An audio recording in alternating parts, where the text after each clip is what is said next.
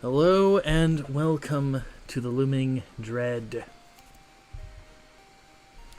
The party is in the Dead Vaults, the massive mausoleum of the city of Elderland, dealing with a horde of skeletons. And hopefully dealing with the person behind these skeletons as well. Nanaka, introduce yourself. Who are you? Who are you playing? And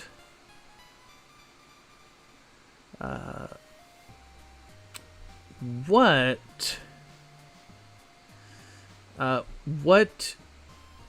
is your favorite part of a skeleton?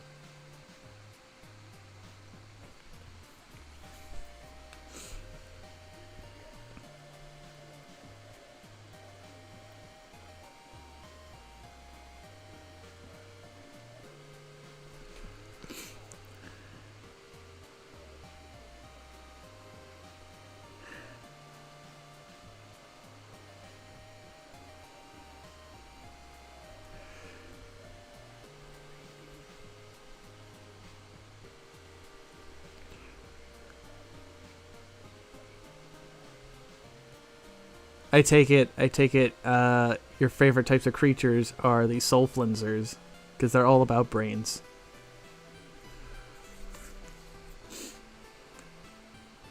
Yeah, I know. I've seen your Twitter history.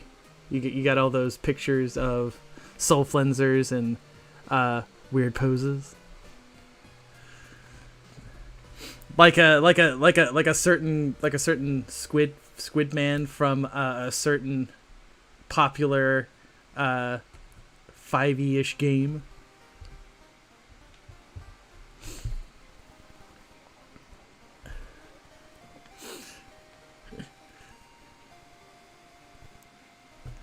Zen, introduce yourself. Who are you? Who are you playing? What is your favorite part of a skeleton?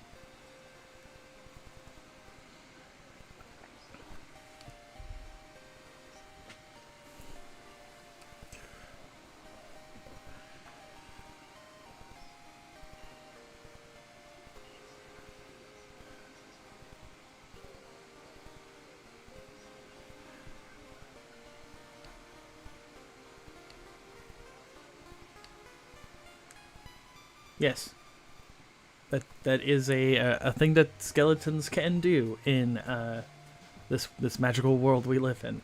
Zure, introduce yourself. Who are you? Who are you playing? What is your favorite part of a skeleton?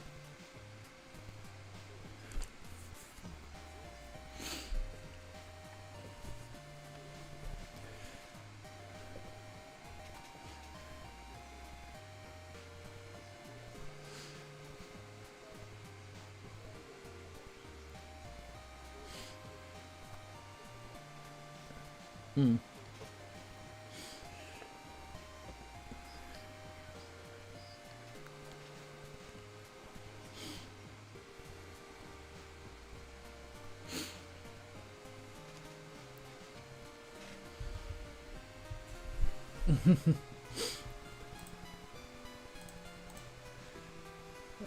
With that, though, as we switch over to the main battle screen, as the fight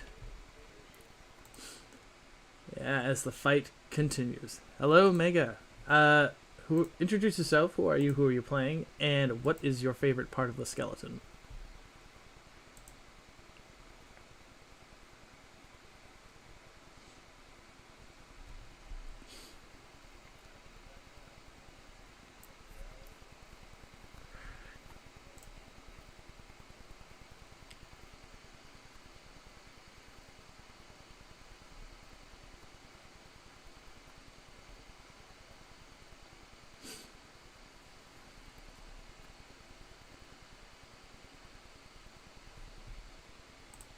Oh, we got two skull boys.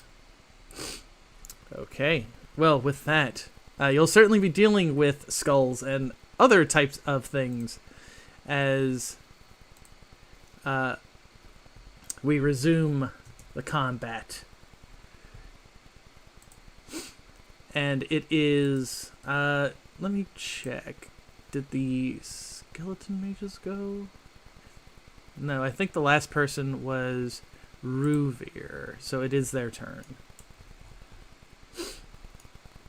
And yes, Mega, roll your icons. As Touchy is going to go first, using his bony rake.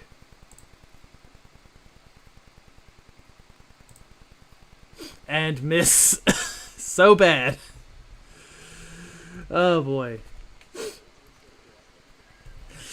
That is indeed a good start for you, as Philosophical will go next. Oh, I hit the new tab button.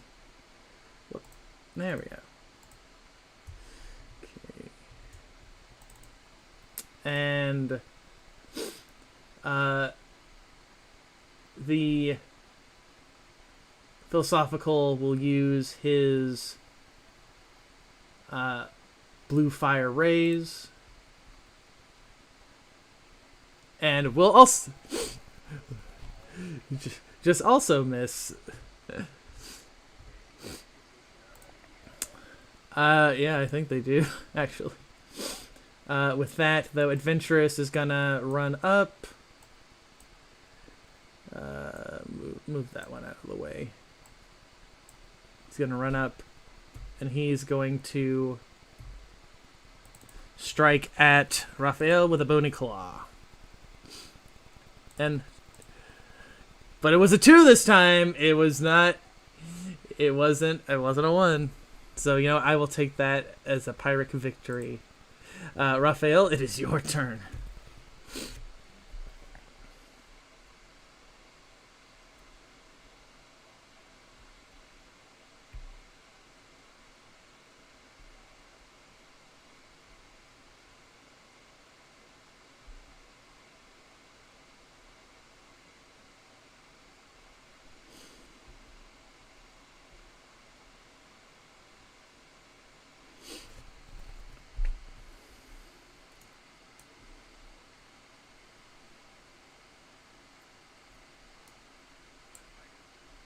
Okay.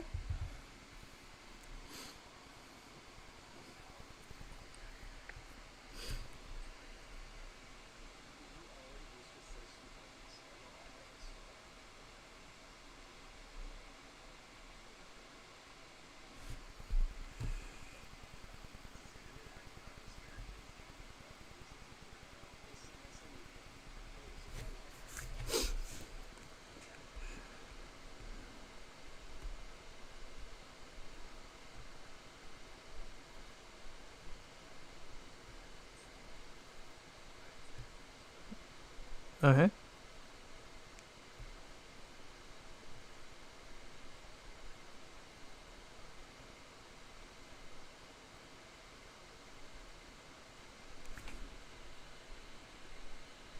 Okay. There you go.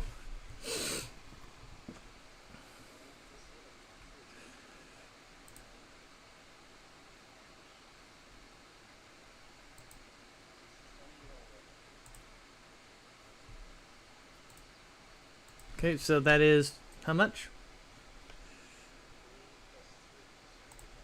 31. Okay. Describe how you one-shot this skeletal mage.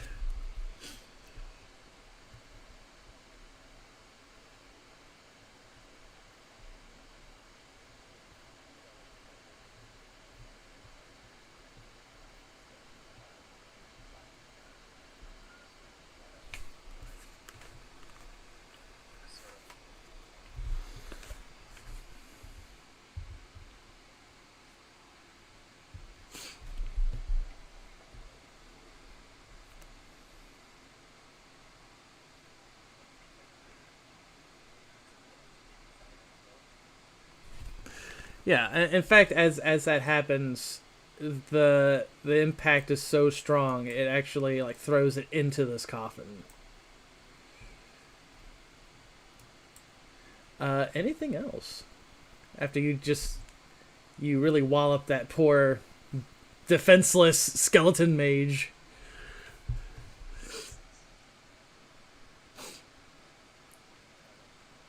Okay, with that, it shifts to Silas Delrose.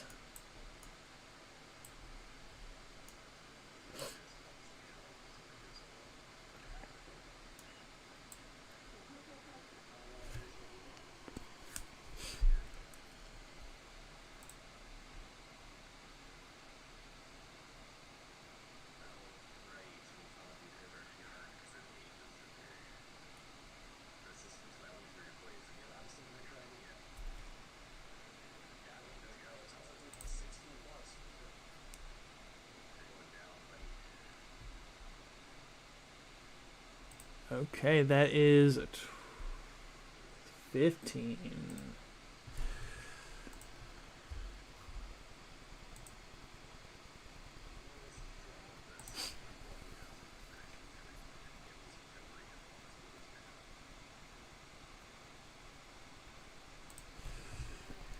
Okay.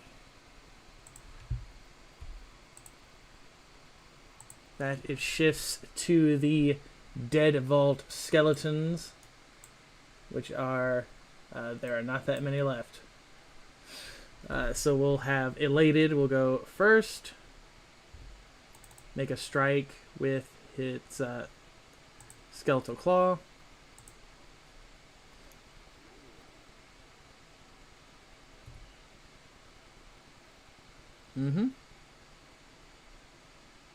And Humorous will take a shot with its skeletal claw on to Ruvir and also hit. Yeah, I don't know why it is with my mooks. My mooks always hit really well. Everybody else does not. Let's see, is there any... Oh, Adorable didn't go. Yeah, that's fine. From the skeleton mages, but that's fine. He's almost dead. It's okay. With that, I think that's all of their turns. Mask, it is your turn.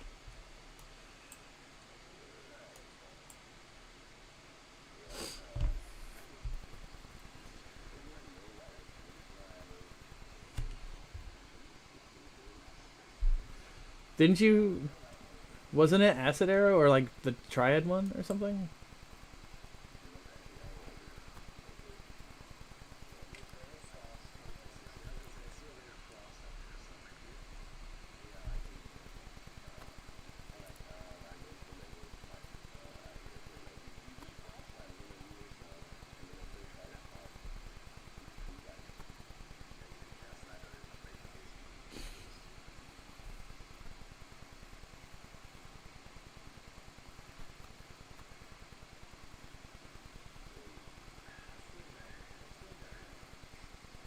Yeah, those do hit. Let's see, is there anything? Okay, that's a weapon attack. Okay, it was 777. Except for, yeah, that was all of them. So I'll at least spoil this for you. Mask, you at least killed both the mooks. And you deal 7 damage to the skeleton mage.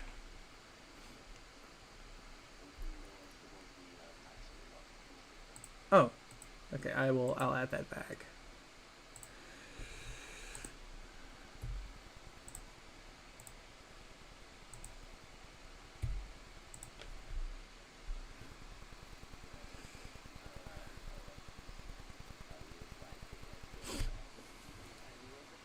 Okay.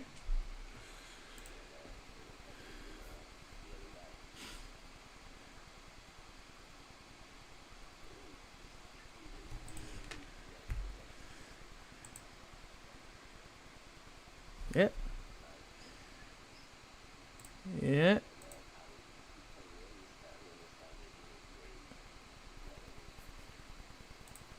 Okay.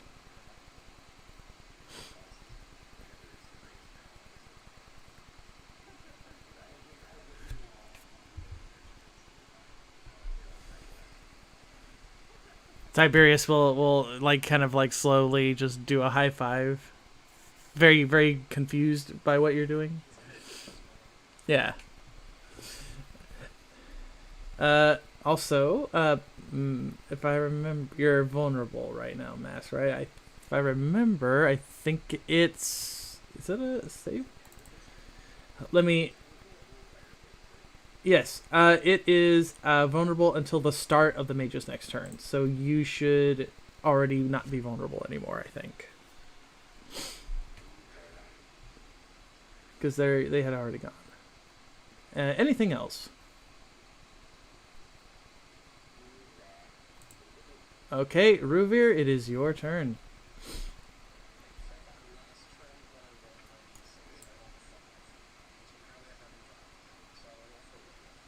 Okay.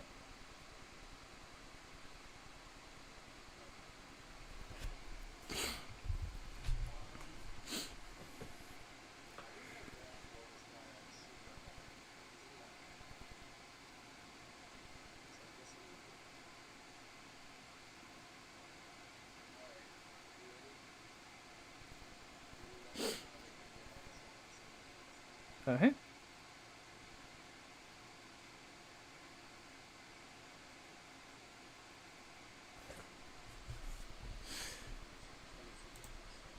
Okay. That light does explode him.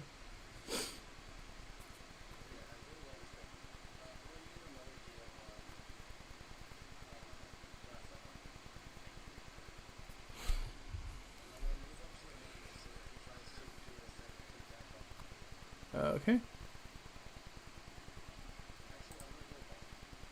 Okay. Oh, yeah. Okay. It then shifts to the skeleton mage, who, seeing that you are behind him, he's going to attempt to disengage from you, Ruvir, and fail. So he'll turn around and strike at you with his bony rake, and miss.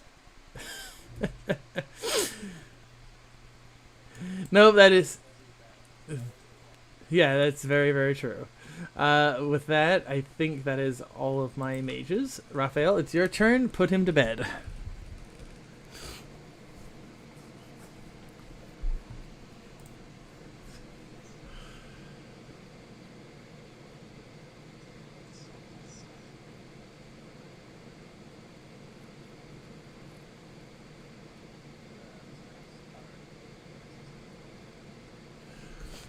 No, the only thing that they are is the 16 plus.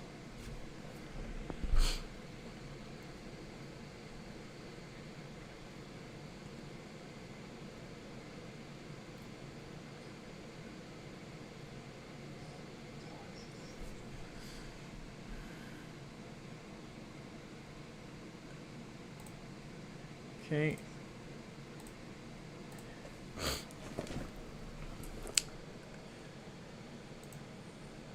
Let me see.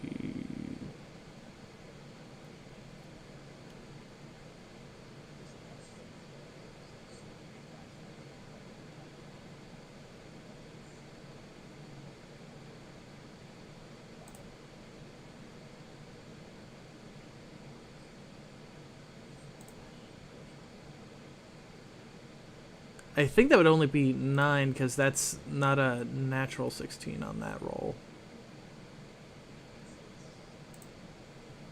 Because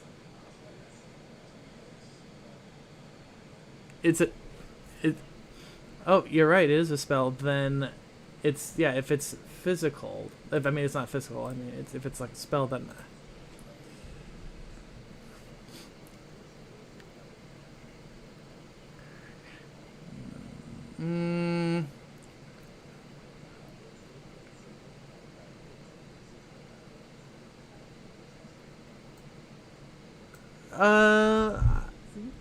I feel like that's appropriate. So we'll say 9. Still staggered him though. Yeah. Anything else? Okay, Silas, it is your turn.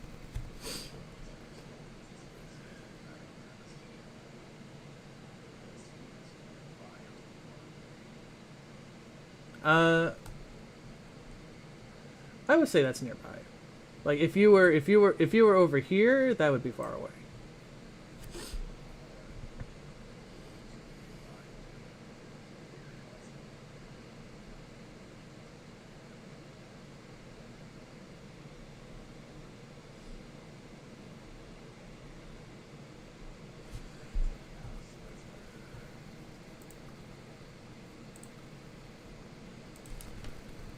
Yep, but whittling him down little by little with your...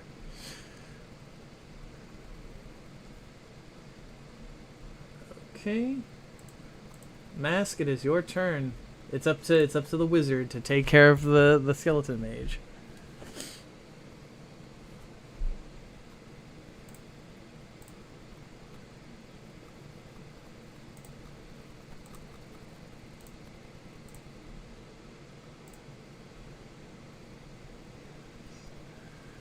Yes, he is. He is going to be super dead, as the last bit of the kind of necromantic energy that was like fueling it kind of like freezes up. The skeletal body collapses.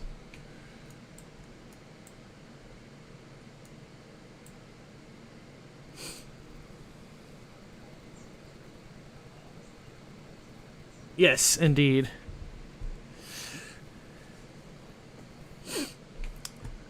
So yeah, you start heading towards quickly moving, and you hear that kind of dark chanting. You hear it much more prominently now, and you can tell that it's definitely coming from here. Yes.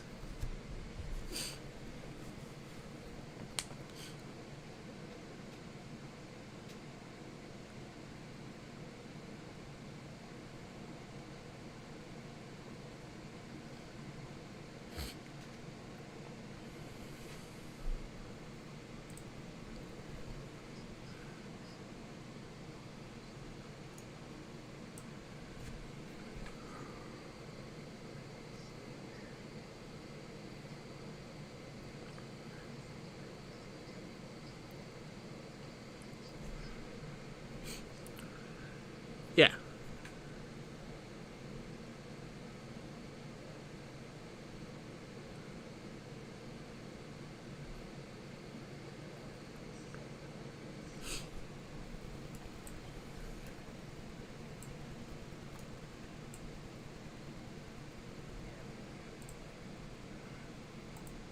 Okay, I'm gonna do that so that way we'll get the counter tracker cleaned up.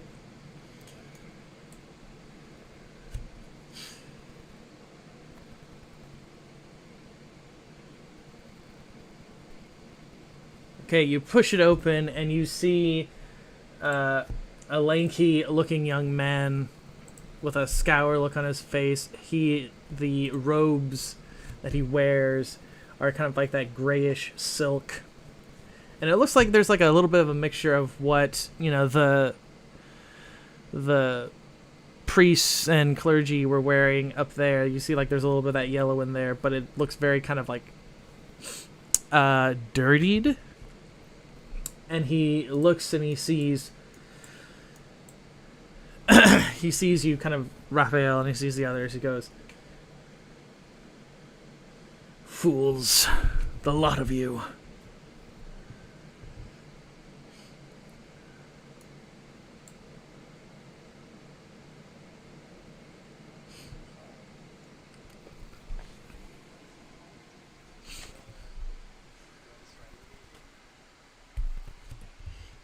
As you say the surrendering, he just kind of laughs and he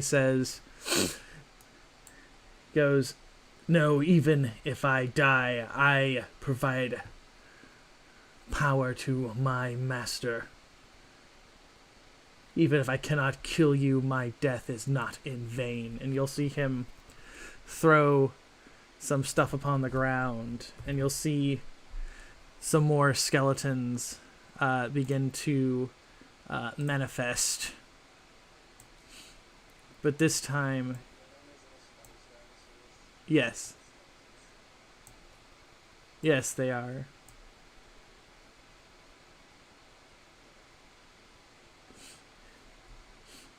Yeah, it's like it's got like the tattered pieces of like an armor bikini.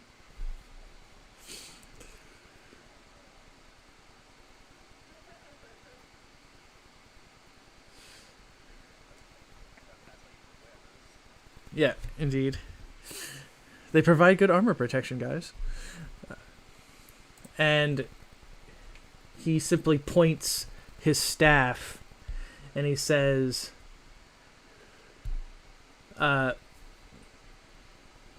we will not be denied.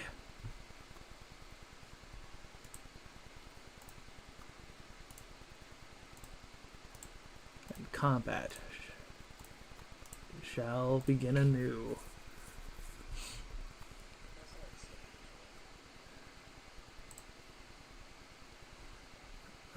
Let me check. I'm pretty sure. Yeah, Landon has the highest. What is with... Oh, no, that is not who I wanted to roll first. Okay, you're not going there.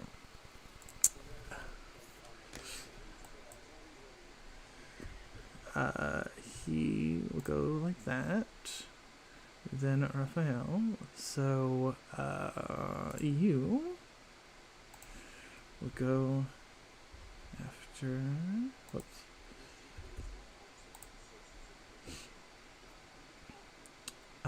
Nearsighted.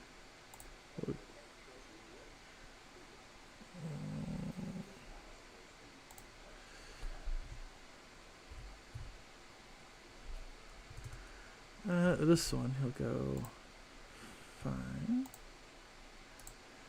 And we'll have our skeleton warrior, he'll go... we'll have him go last. With that, Landon begins. The first thing he is going to do is he, seeing you three there, he's going to perform dazzling lights.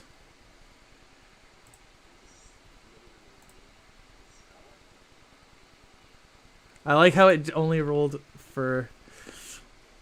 Okay, but that's fine. I'm gonna... Okay, so this one is going to be for Tiberius.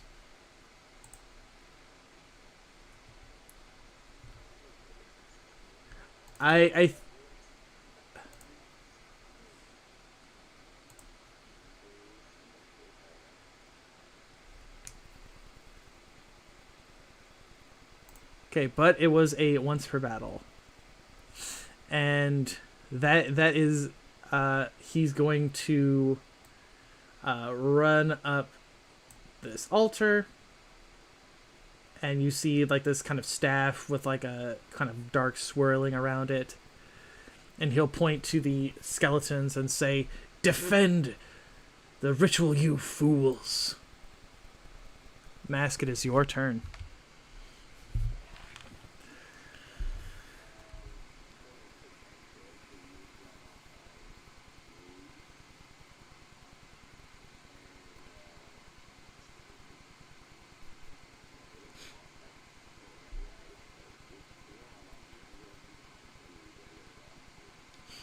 Okay.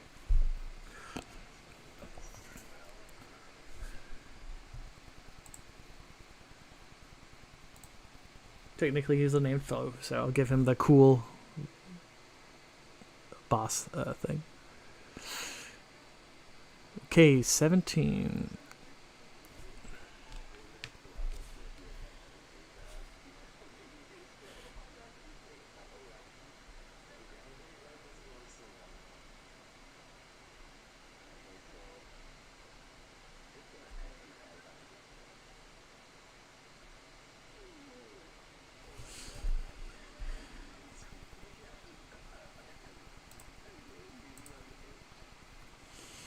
Oh my goodness.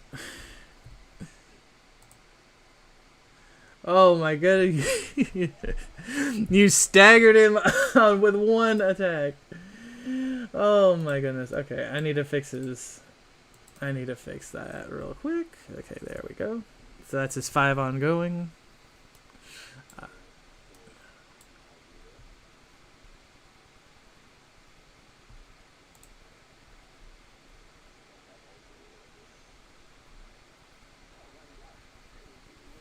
He hit.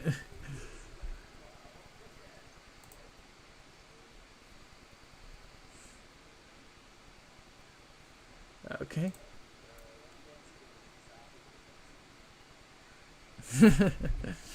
Hold on, do they have a...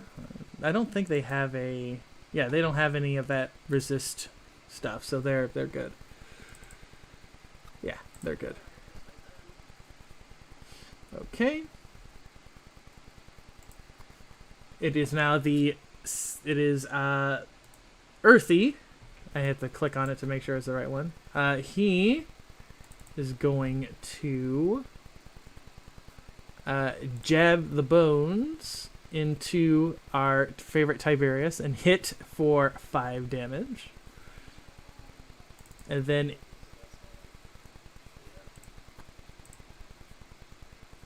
it's going to disengage and it's going to position itself over here, and you'll see it take aim with its bow. Right, Raphael, it's your turn.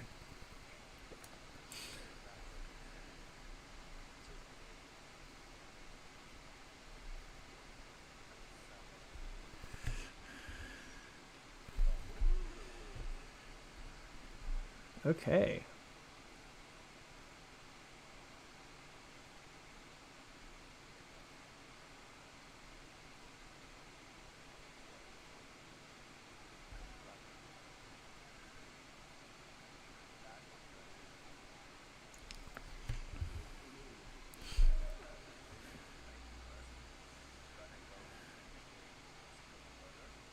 Okay. Okay.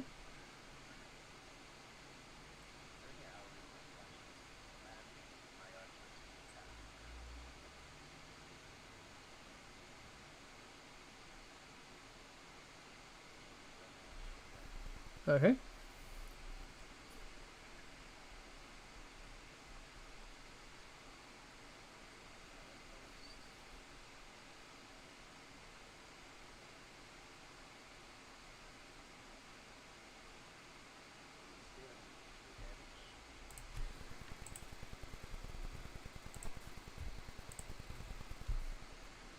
Okay, that sinks into his shoulder.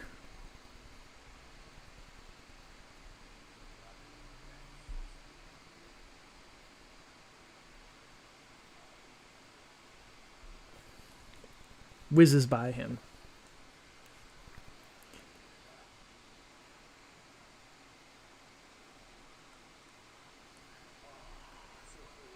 Clink, clank.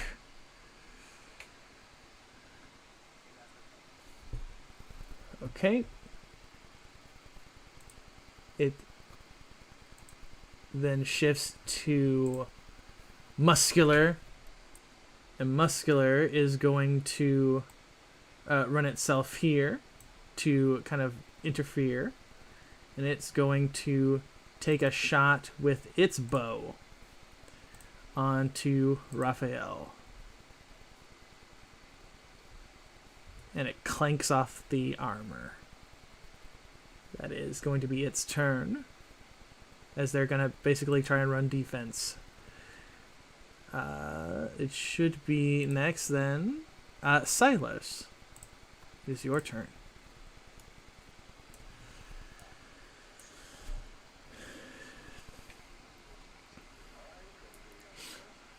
Okay.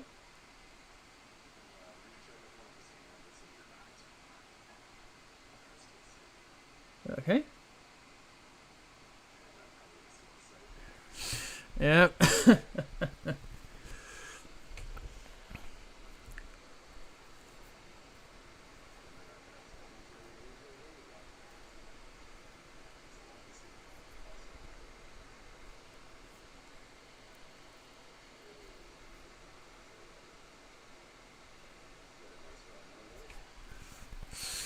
Oof.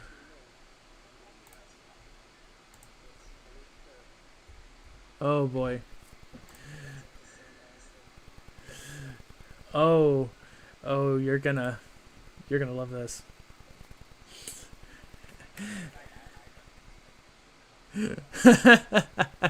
As you strike at Landon, uh, the uh, the stone here begins to it cracks, and as the body falls, you see almost like a puppet, kind of like you see it start ripping. You see Landon start ripping at his flesh as you start to see something is beginning to form out of his body.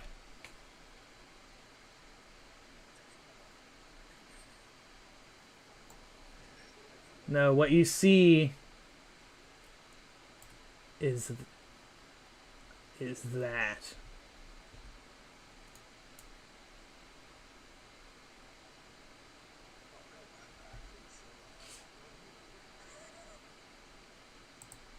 And it's gonna go in Landon's turn because they have the same initiative, so it's fine. Ruvir, it's your turn.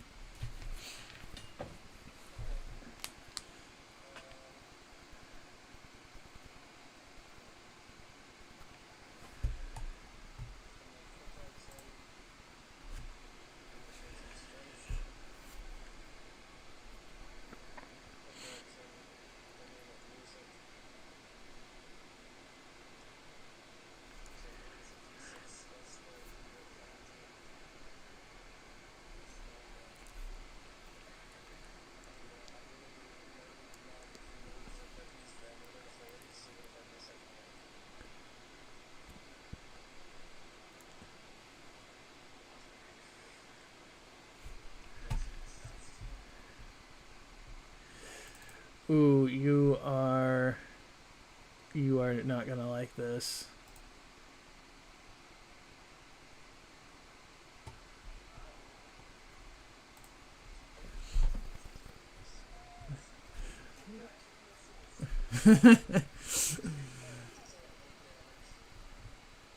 So yes, your holy light hits it, and it does kind of like recoil a little bit, but uh, you see like some of that damage did not go through, and it simply points at you and kind of releases this unearthly kind of like sound.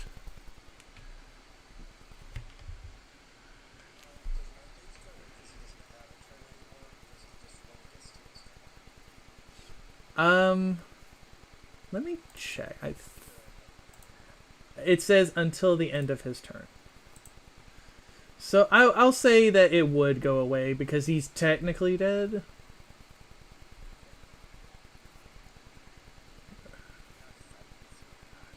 Yes, nearsighted skeleton archer. Whoops. He is going to... He's gonna shoot at you in melee range.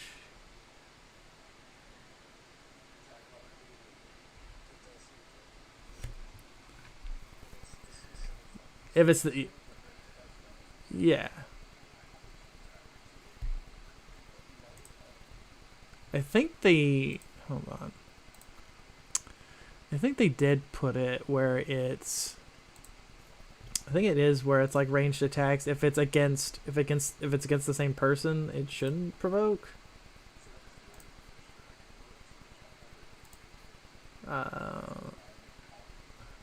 Yeah, we'll check it later.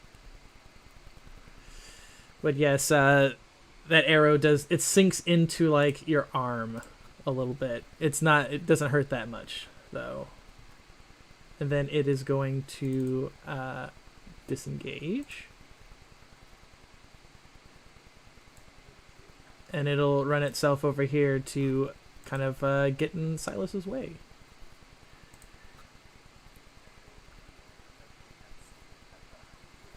Yeah. Like as you look, it has like remnants of like Bifocals. Yes. All right. Skeleton. Skeleton is gonna go, and it is going to use its rusting blade upon Raphael.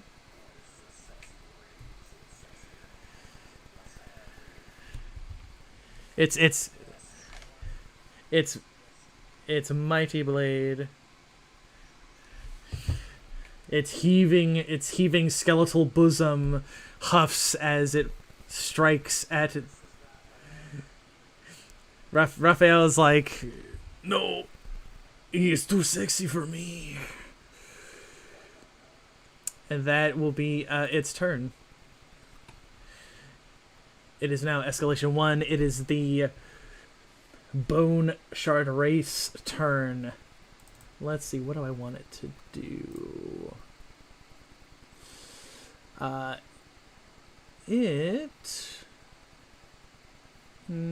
Let's see.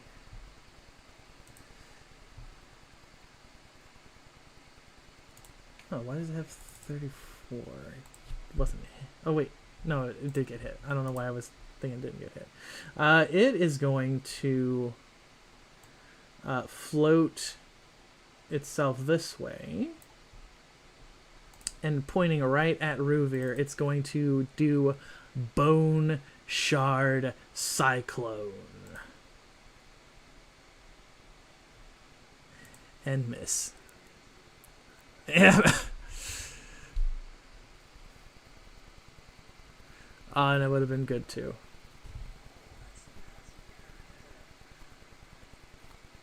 Yes.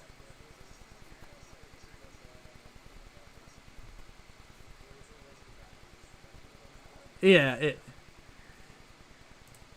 Right, with that mask, it is your turn as you see Landon basically rip his skeleton literally out of his body and turn into this floating skeletal ghost thing.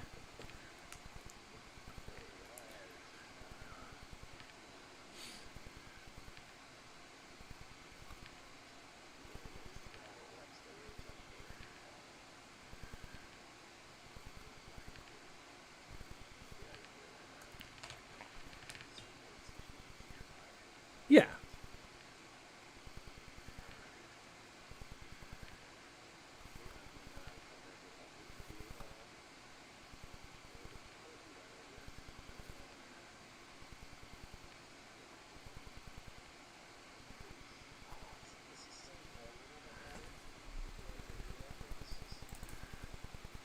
No, he's resistant to all damage except force.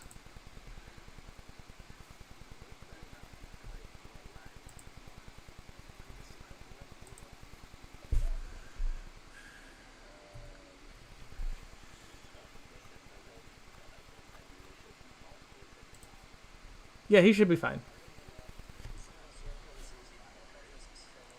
Yeah, so it's yeah.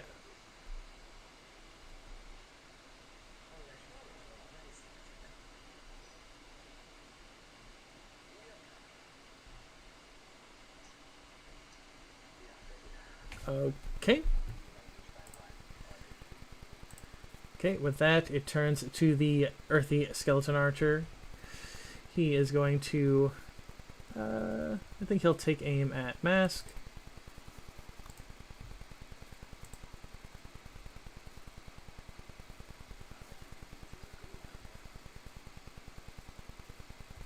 That is going to be its turn. Raphael, it is your turn.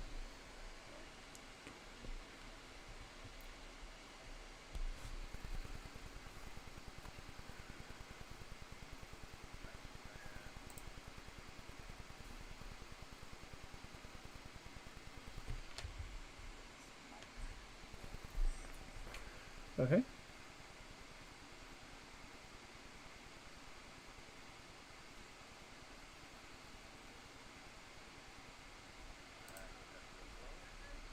Okay.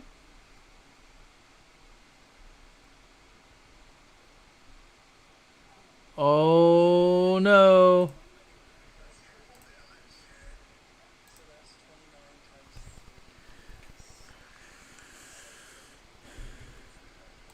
yeah, it literally explodes.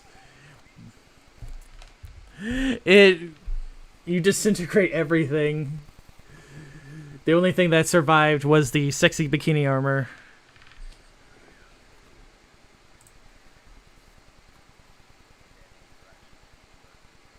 Okay.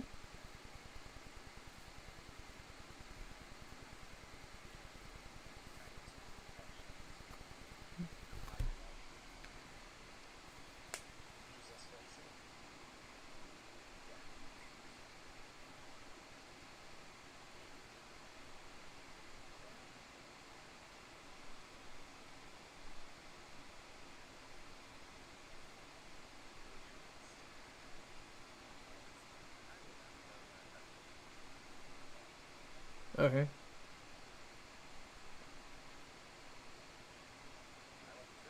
Yep.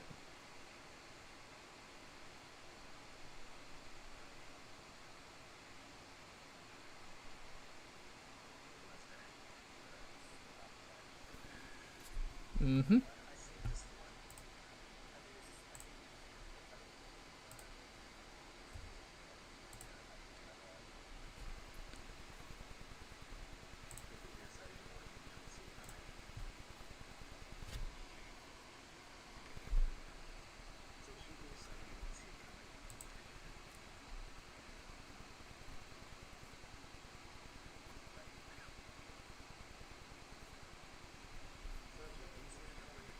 Yeah.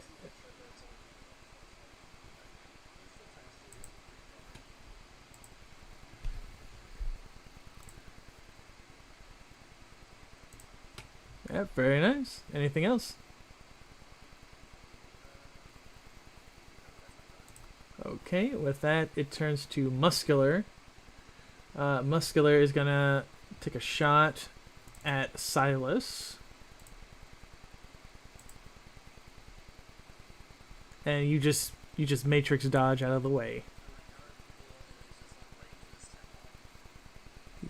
Yes. Okay, Silas, it is your turn. As you know, you dodge that sweet arrow.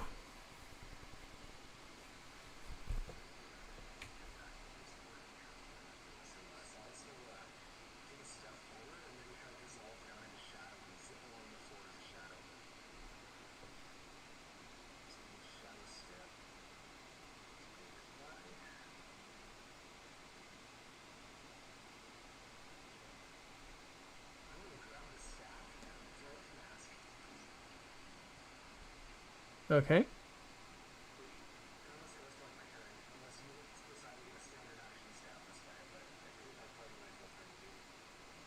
Okay, so yeah, the mask has a swirling dark staff in his hand. Anything else?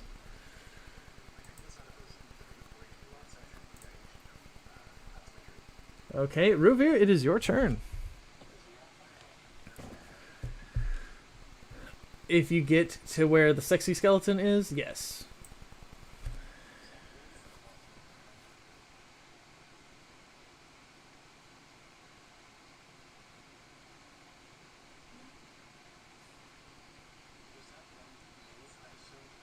Yeah, it was one move.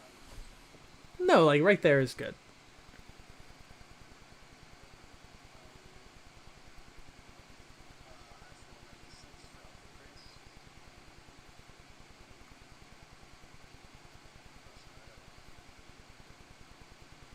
We need to get more wood in this elf. Said the sexy skeleton. Said the sexy skeleton.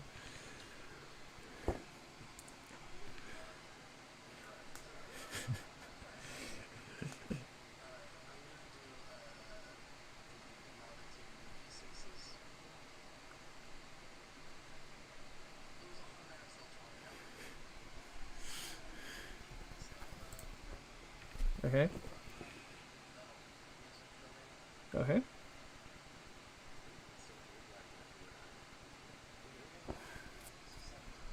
Okay. 18. Okay. Right. But still, though, that it's bringing it down bit by bit.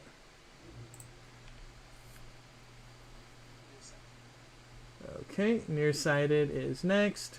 It's going to run down here. And it's going to jab with the jabby bones on Ruvir.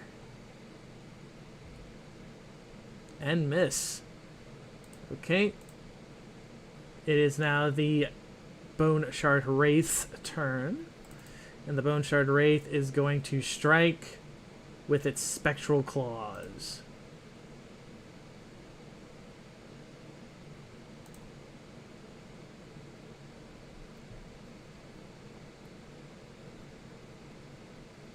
Okay.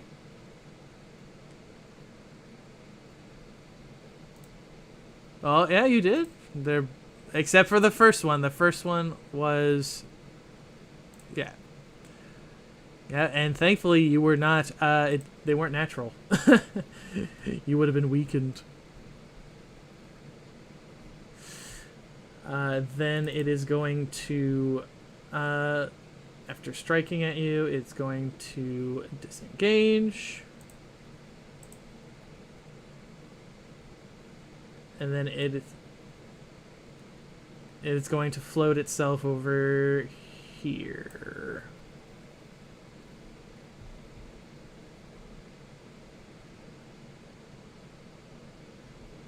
Yeah, they are. Yeah, they are kind of floaty. Yeah, I get. He would be right there technically. He's kind of floating around, so he would probably end his turn right there.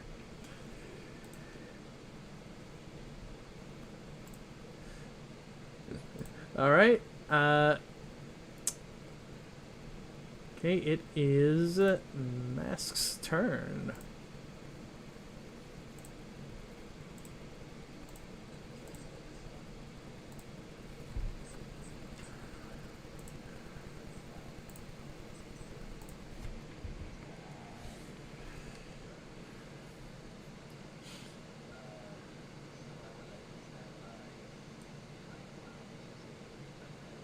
Okay.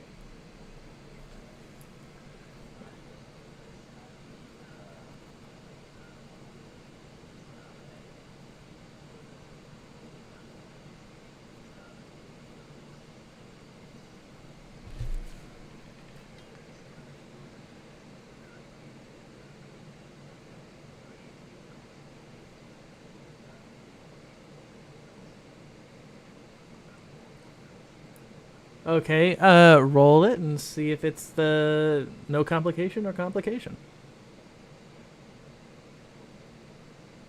Ooh, there is a complication. So, let's see.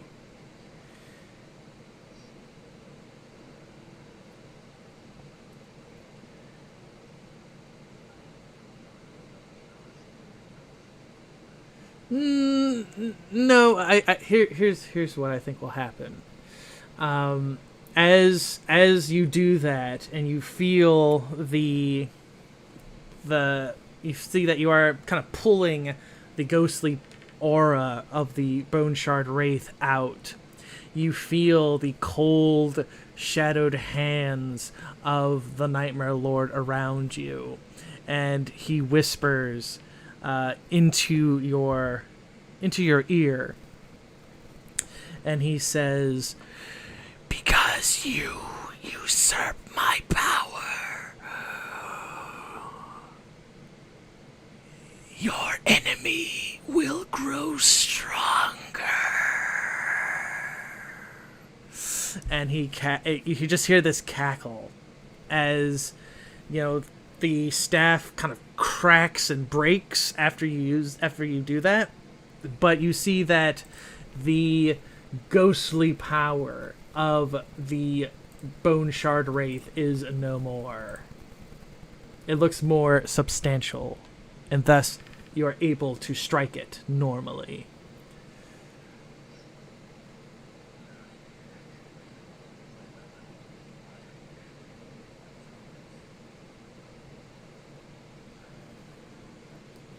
Okay.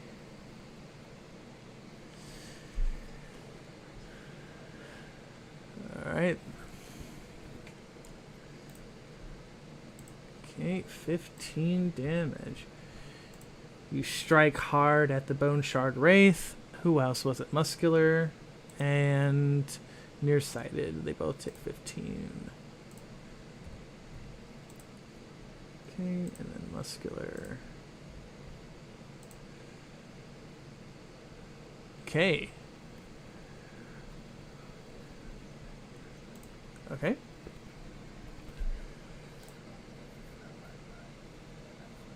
No, I wouldn't say. It was a complicated once. I will say it was more of like a narrative action.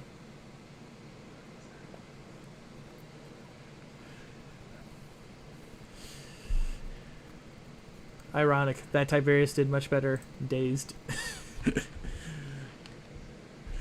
Okay. All right, Earthy is next. Earthy is going to take a shot at Tiberius. And plinks off that armor. Then it's going to... I think it's going to rush this way to try and get at you, Silas. But that'll be its turn. Raphael, it is your turn.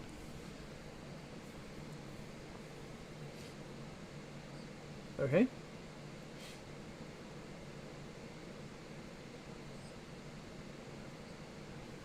Alrighty.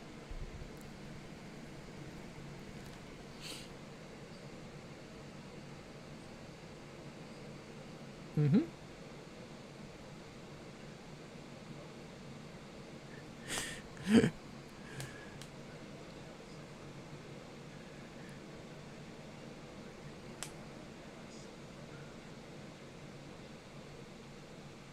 That is, of course, the plight of the paladin.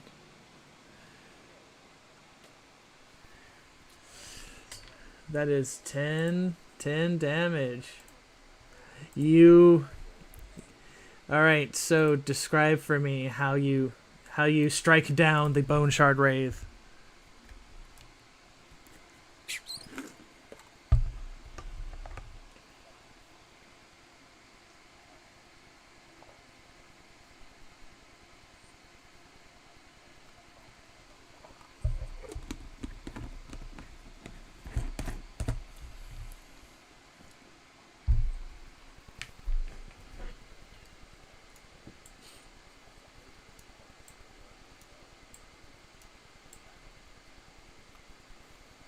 Okay. So yeah, you see the wraith itself vanish. Only the crumpled skeletal form, which is still pretty kind of like messed up, is what remains.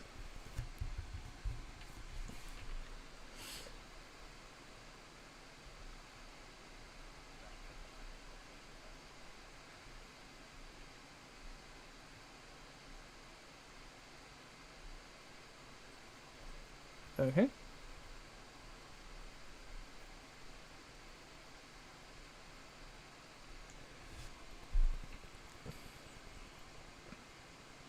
Okay, nearsighted.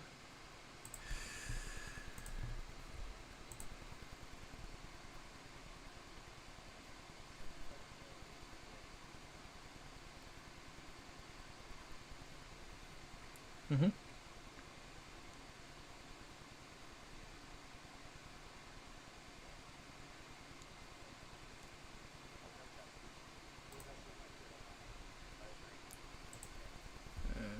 Okay. Whittling the archers bit by bit. Anything else? Alright, with that, it will turn to Muscular. And Muscular is going to strike with the jabby bones.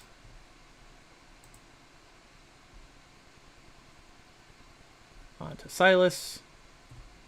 And then it is going... Ooh, nice. Then it will try to disengage. It wants to keep itself moving. Nope, it'll stay right there.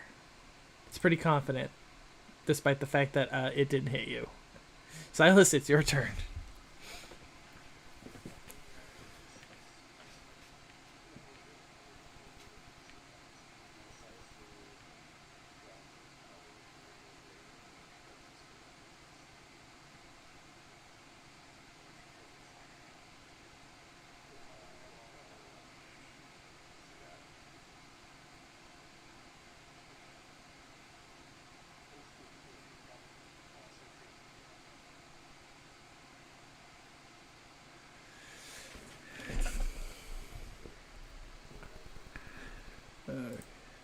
Okay. Mm-hmm.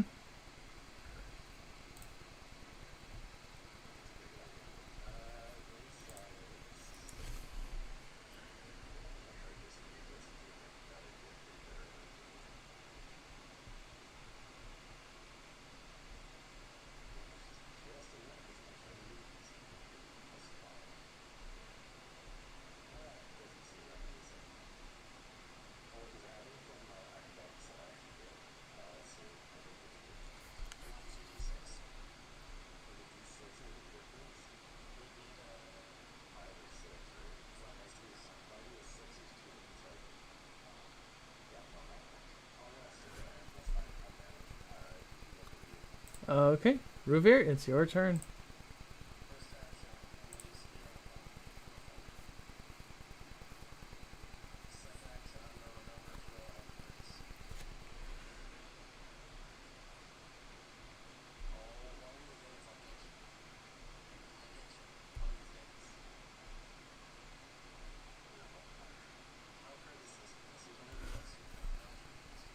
Yep.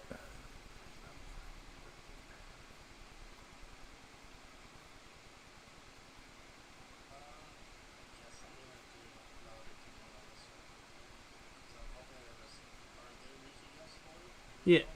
They are indeed weak against Holy.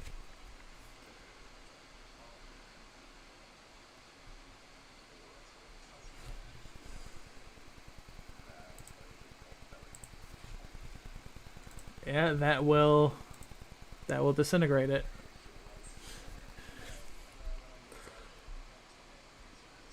Okay.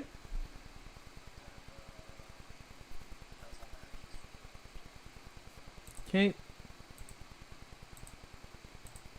Mask, it is your turn.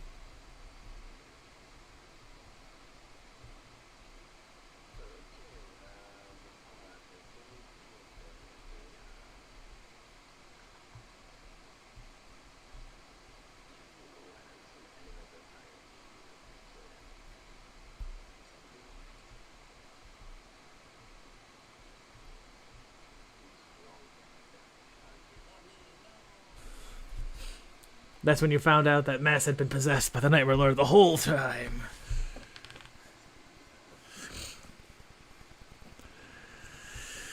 Okay. Okay, well.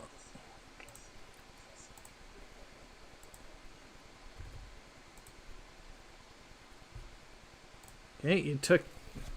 There's only one left.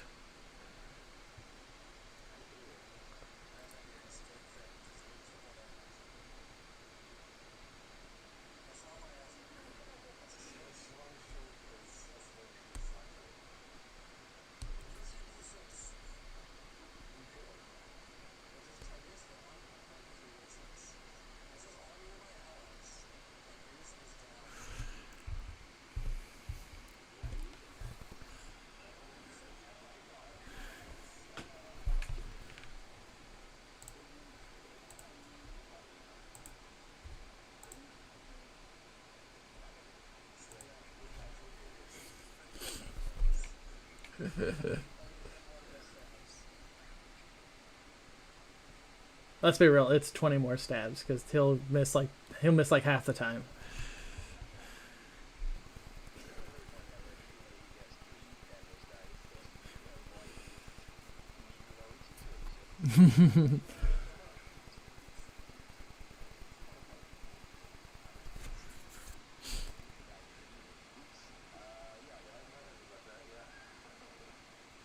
If that's it, then it'll shift to Earthy, who is feeling the pressure. Wants to try and get away, and it does. Actually, no, that would have been minus.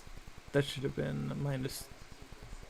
Okay, so yeah, it's gonna rush over here. It's gonna rush over here, and it's gonna plink. It's gonna plink at here.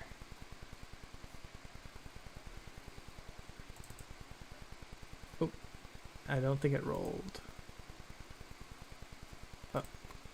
Uh-oh. Uh-oh, I might have to... I might have to... I mean, I can. I have some right here somewhere. Let's see. Because I might have to... Yeah, I might have to go back in. Okay. Okay, that is 17 on that. So that's 17 plus 8. So that should be... That will hit. Yeah. And that'll be... I believe it's 8 damage. Because it used the bow. But, okay, I'm gonna exit and come back in. So... okay, I'm gonna be right back real quick.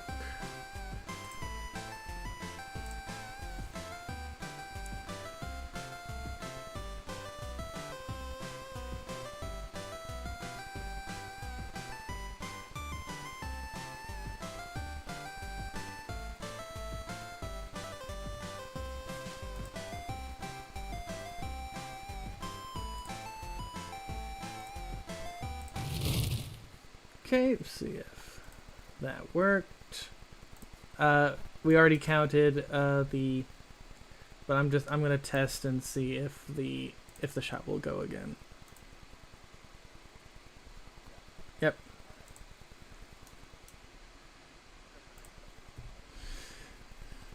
Right? That is its turn.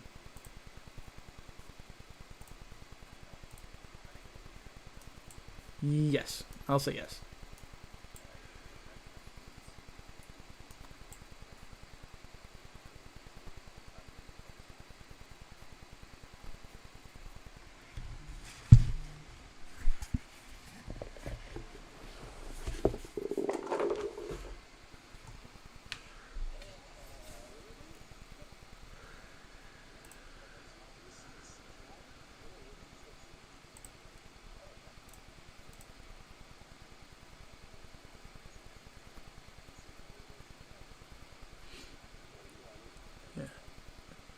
Mm-hmm. 15 damage.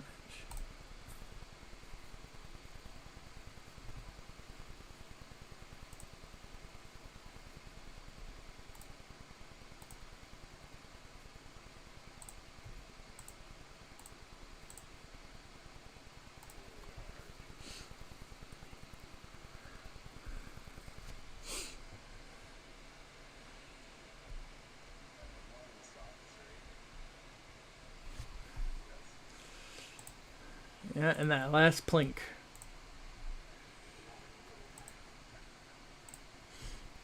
With that, the combat comes to its end. As you all work to get a your quick rest, right as yep, you hear the sounds of essentially just a lot of people. I need to find the other. Where is she?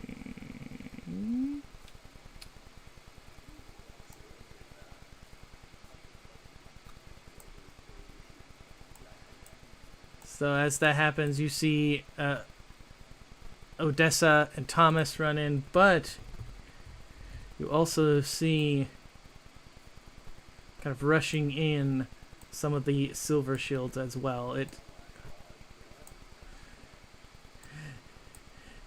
Yes, I mean, I'm pretty sure, it's like Thomas goes, "Oh, thank the dawn, you all are alright." And you see Odessa, the kindly kind of face she usually had, is not there. It's much of a kind of a stern, kind of angered look as she sees what you guys have kind of done in here. She goes, "What is the meaning of all this?"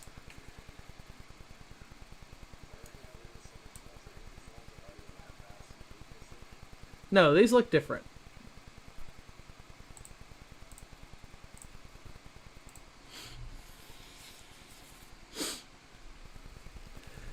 And Thomas goes, we had to get the guards here. I mean, we thought you would need help.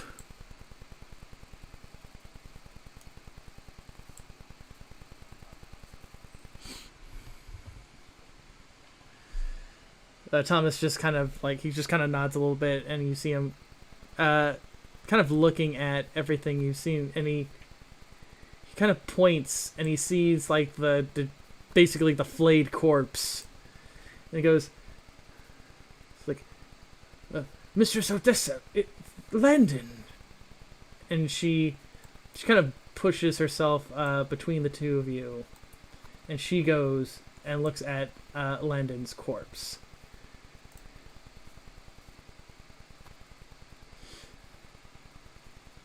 And he'll say, see, Mistress Odessa, Landon was doing something down here. And Odessa, seeing the bodies,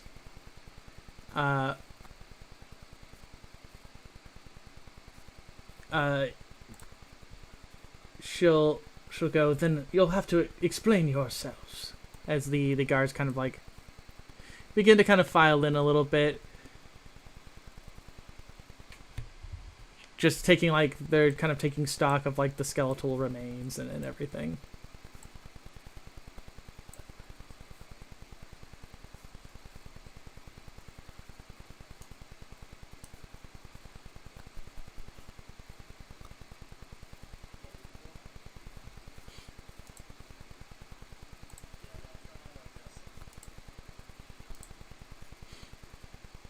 Oh, okay. Are you guys saying that she is in on it?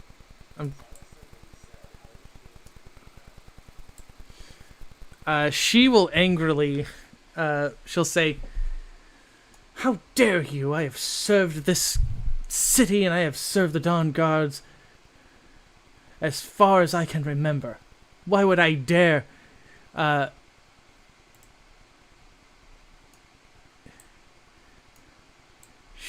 hearing that, she goes, no, it is not a sign of guilt, it is a sign of you seeking slander against me.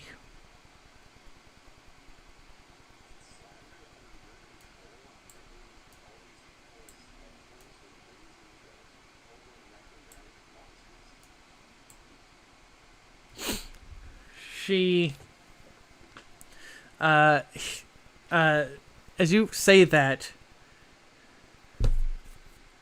she goes, no, that was Len's responsibility. His responsibility was to maintain these places down here. And every time we inspected, everything was to our standards. Landon never bothered anyone. He was a quiet man, sure, but he was not one to cause any troubles or seem to have any inclinations of this necromantic natures.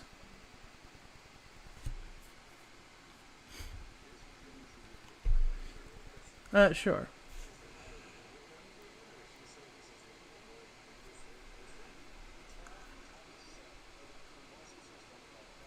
Yes.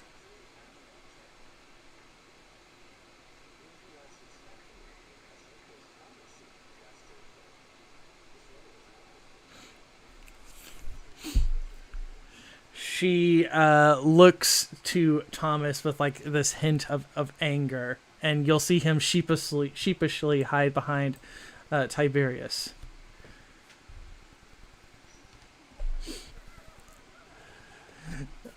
She will, you'll see her kind of adjusting that kind of cloth around her neck a little bit, and she'll go, excuse me, she'll go, because things have been so busy with, of course, as you know, the undead on Hawker Square and everything else that has been going on, I have been trying to be personally attending to those of higher status.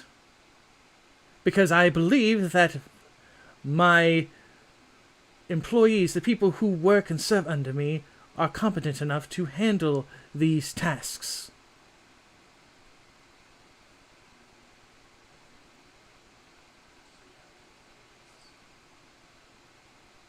Again, you see her kind of give like that angry kind of look to you, Ruvir, but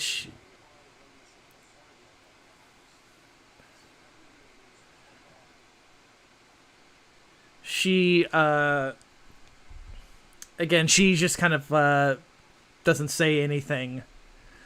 One of the silver shields kind of goes, "Right, Miss Odessa." He kind of makes like a sign of like a dawn god, and he goes, "May they forgive us, but if what they're saying's true, if you've been in the dereliction of your duty as to protect those who have passed on, then I'm afraid you'll have to speak with Sergeant Perez about this. Come along quietly." And you'll see the silver shields kind of begin to kind of move towards her. And Snooty goes,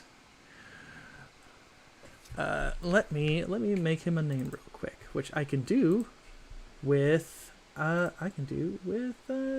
really cool thing. Let me grab him.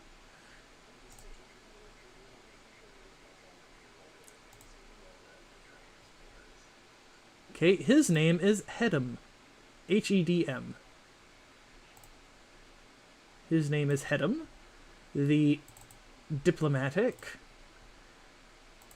Let's give him a French one.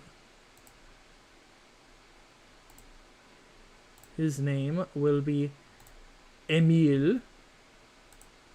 I'm using a name forge, and this is literally allowing me to update their names right as we play. I love this. Okay. And then the next one, we'll give him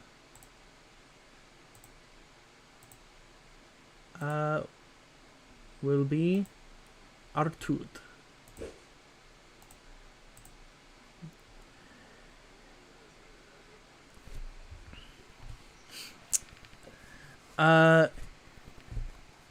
Roll me a D100.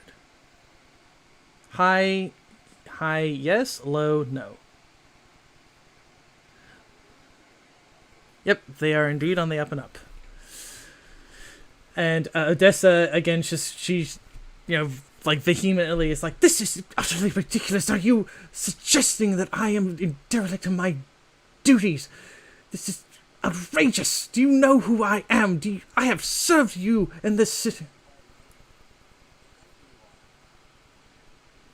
She is indeed very upset. You see the silver shields. You see them. One of them is kind of like clanking with his spear. And he's like, "Miss Odessa, we don't want to. We're not accusing you of anything, but there are some questions that need to be answered. Just, come along quietly and let Sergeant Perez, settle this."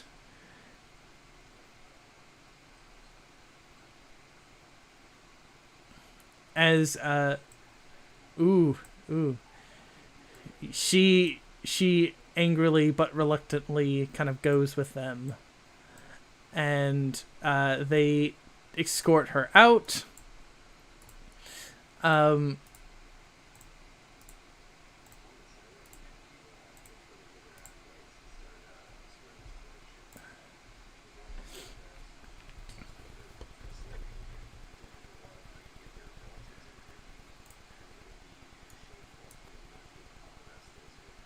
He nods at this, and he goes, yes,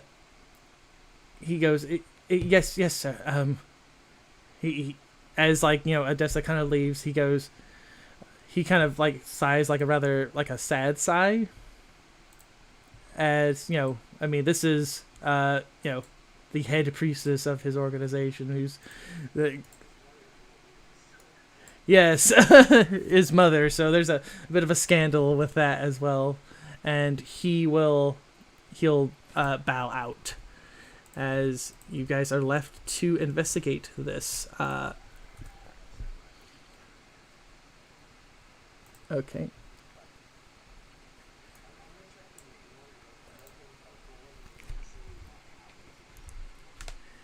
Okay.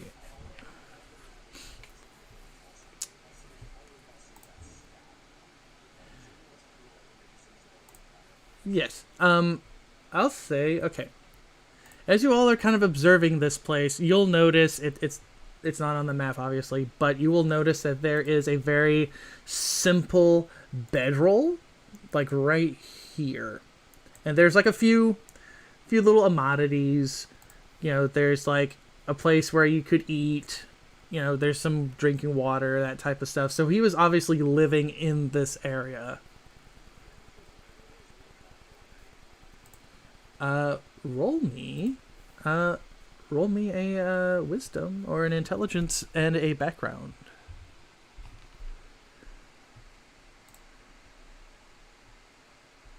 Oh yeah. Oh yeah. Oh yeah, you do. Yeah, you see one. You see one.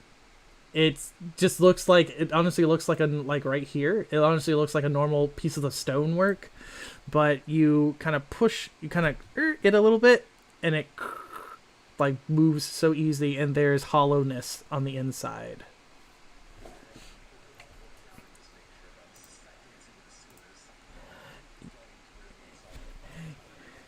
As you kind of stick your head down and you kind of listen with your ear, you do hear the rushing sound of water. So your guess is definite correct, that it is the sewers.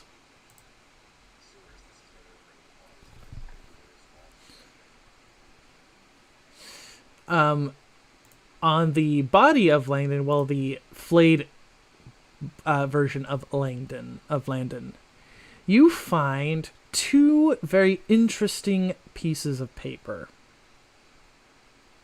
One is you find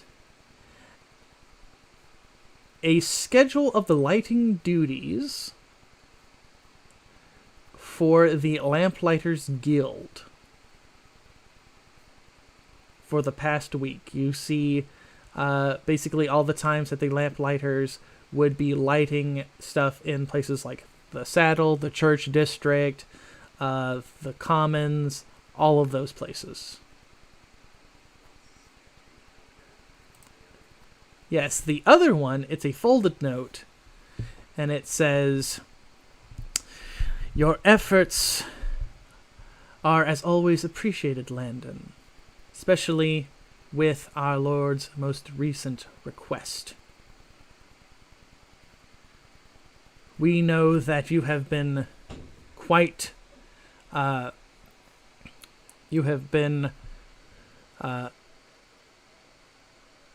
what's the word for it? It's like you've been doing a good job, but it sounds much more nicer.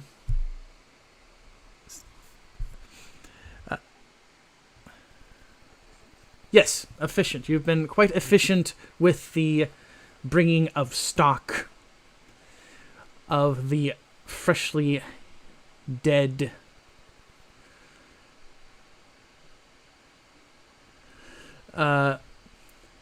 However, with the failing of the attack in the square, and now the loss of the Dream Master, you will need to expedite your results. Because of that, the Master has, in his wisdom, given you a gift, the Dark Staff. Use it wisely, but use it along with the desecration at your location to create more chaos and more death. Prove that the Master's insight is well to give you this gift.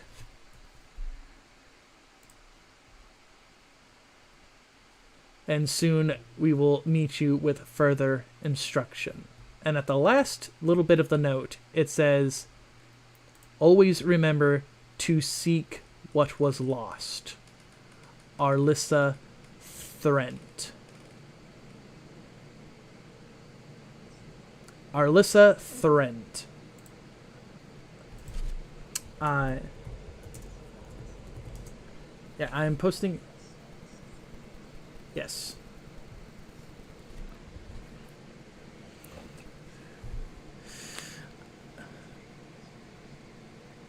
No. But it is... Yes.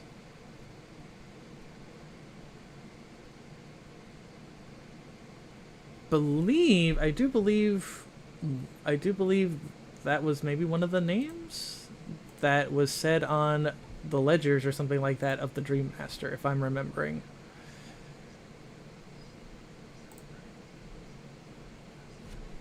Yes. Yeah. Along with that, excuse me.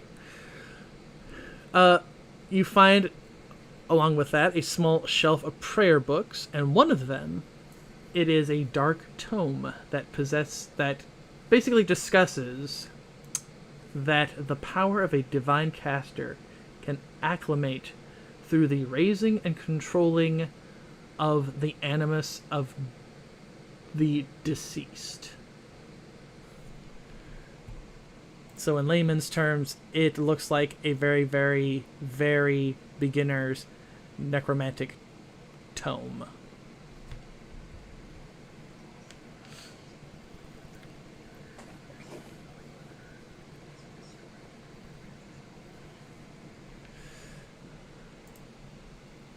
And this is, you also find, a charm of negative energy resistance.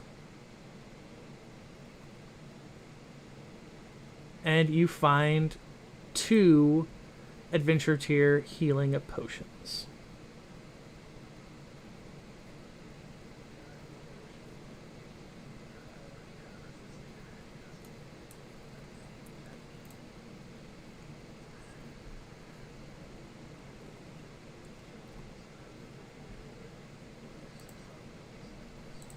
Yes, it is a one-time item. Yes, it says here it lasts. It activates with a quick action. You gain resist negative energy 16 plus for 1 battle or for 5 minutes.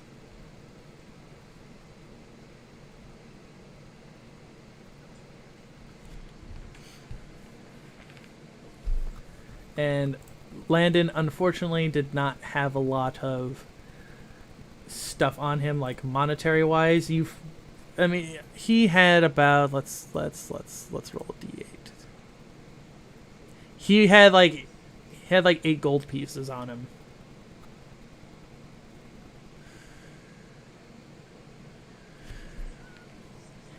Yeah.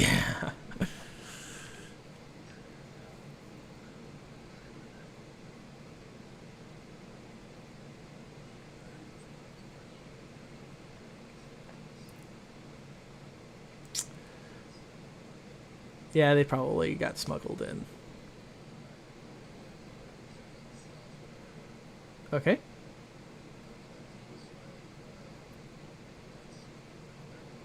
Okay.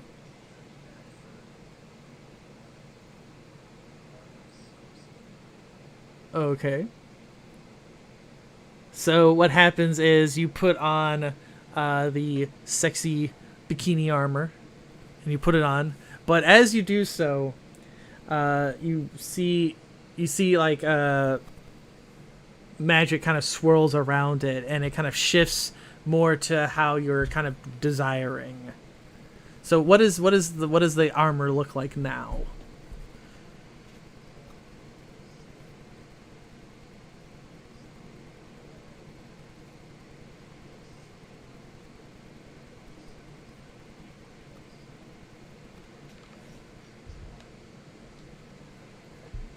Okay, I like it.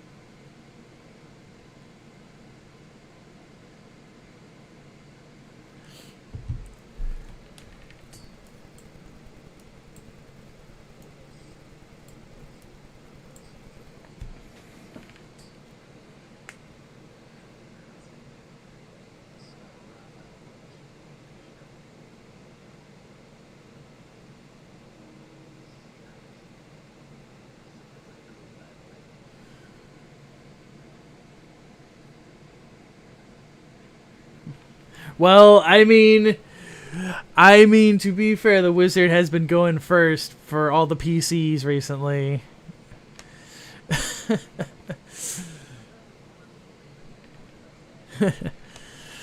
I mean, yeah. I mean, you might be lucky. You might be lucky. I might crit you one time.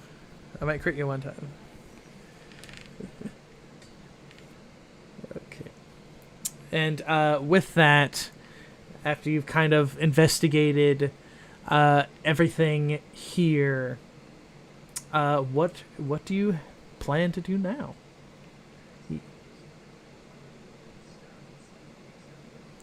Let me see.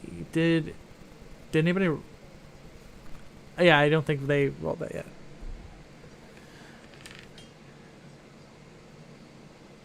No. Yeah, mask. You can, intelligence if you want, plus an appropriate arcane or occult background.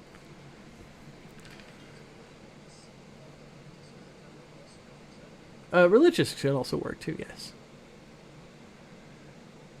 Ooh, with a 24. Ooh, you both get 24. Okay.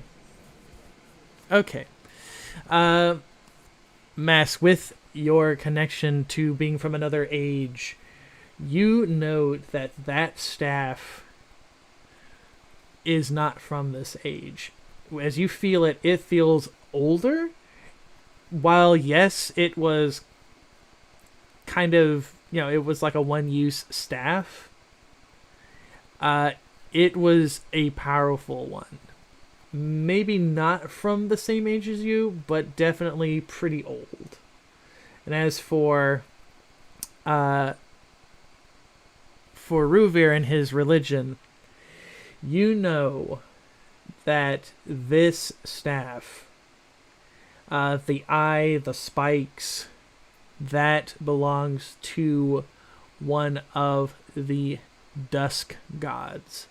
The dusk gods, of course, being the polar opposite of the dawn.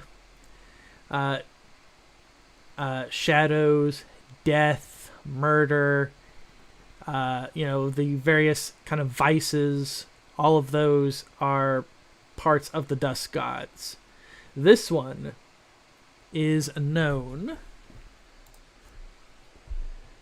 I'm going to just put it in the actual...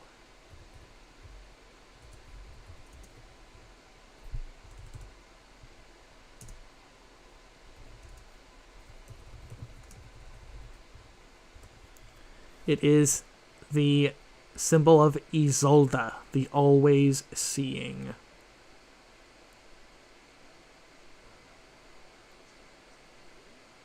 Yes, it is a deity.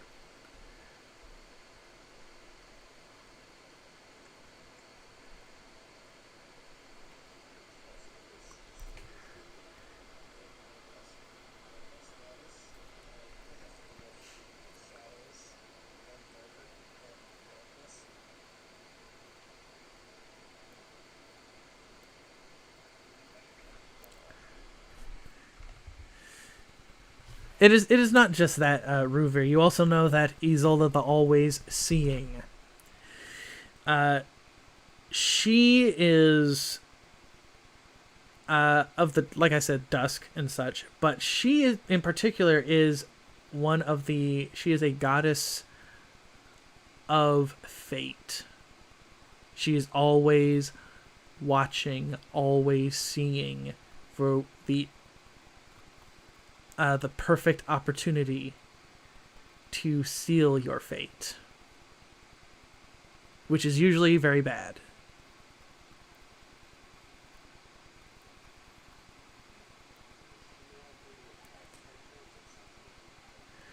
She is often associated with hags.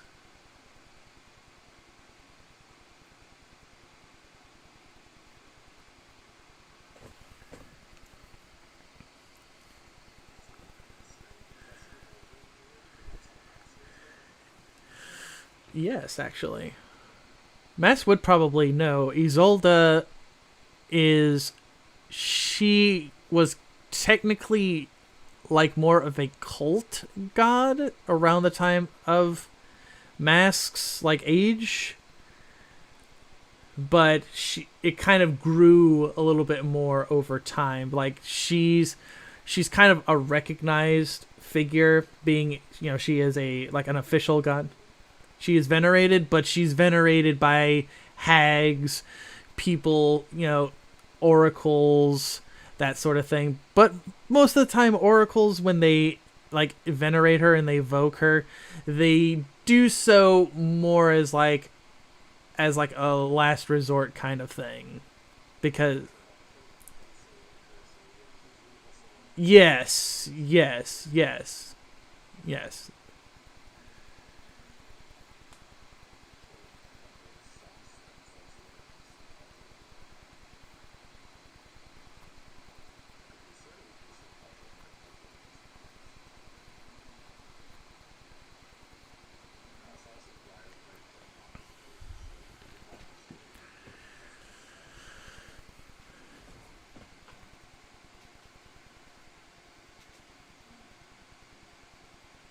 Well, that is a question, isn't it?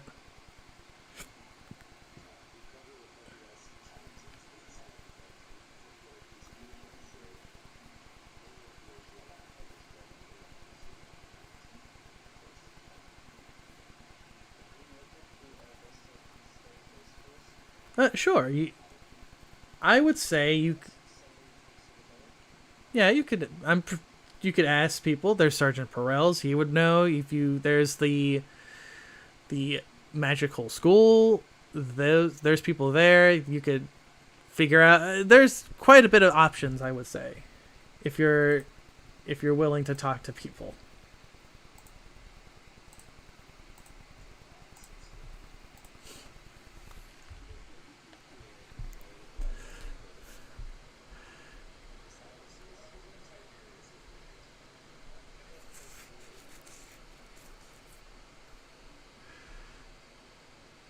I Yeah, Tiberius just kind of walks up to Mask, and he kind of like using his hand kind of like roughs off some of the like bone dust and everything that's on like your coat, and he kind of sticks his hand out for like the staff, like he's saying that I'll hold it because it's like he thinks that it's bad for you to hold it.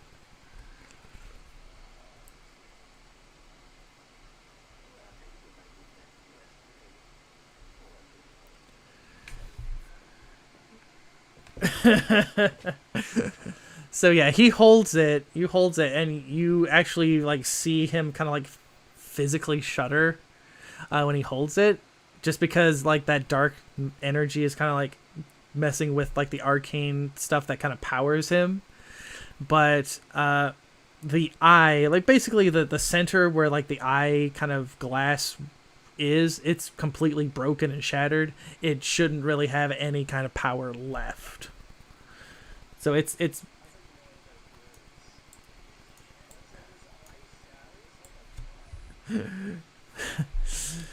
yes, it shatters and you start to see purple begin to form. But yeah, you can certainly go out of the dead vaults, and start asking people for questions. Now the real question is who are you going to talk to?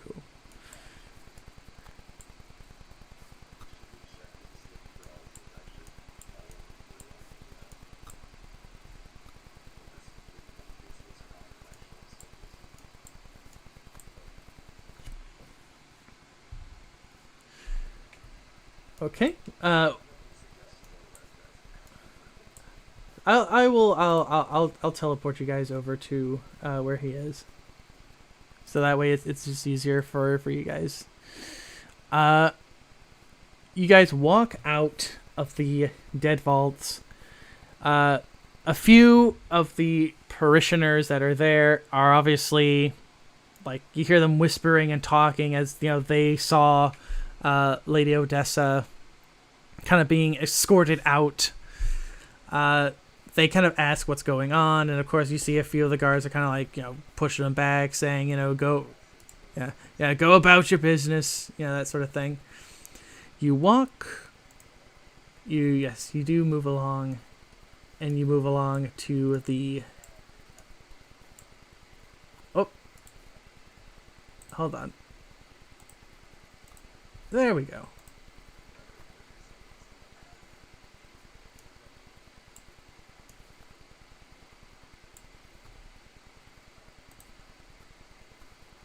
Oh, there we go.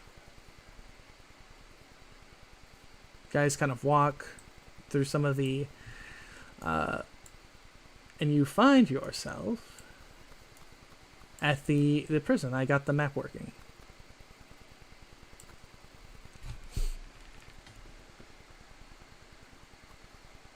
You open up.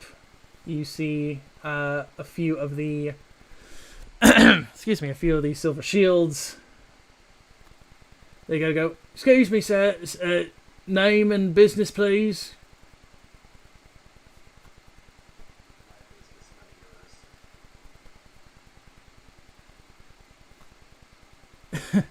he is flabbergasted.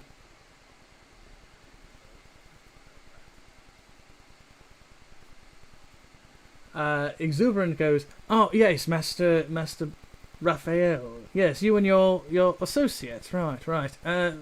Please. The captain's not, the sergeant's not necessarily expecting you, but I'm sure that he will be delighted if you have any information of what's been going on.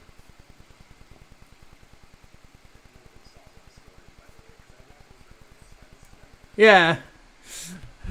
You go in, Silas, and you see that the sergeant has been working through some of the documents. As you kind of look at them, you can clearly see that those are indeed the documents that have the various names on them. And you'll see that some of them have like a red, kind of like red line through them. Like with like a red quill ink. He goes, oh, yes, welcome, gentlemen.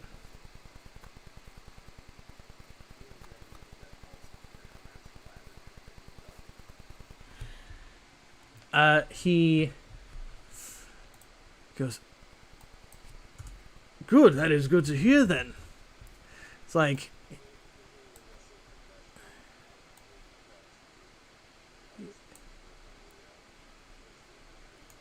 As you hear that, you hear Odessa yelling as she gets inside of the police station, and he kind of rubs his eyes a little bit, and he goes, "And Odessa, Lady Odessa of the Bone Vaults herself."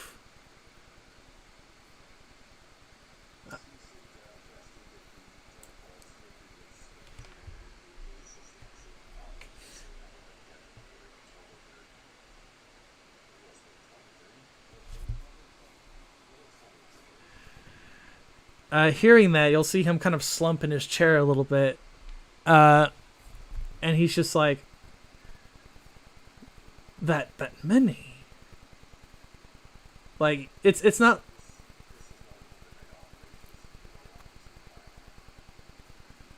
So yeah, you just hear her just kind of shouting, just indignance, as she's kind of put into one of the kind of like a little waiting cell, basically. And she points at you all, basically saying that they're the ones that accused me when I want a lawyer, all that stuff.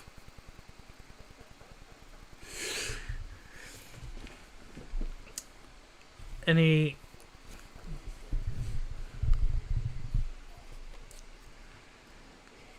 goes, it's like, even so, Mr. Delrose, I believe you said it. You said your name to him, right? I'm trying to remember if you said your last name.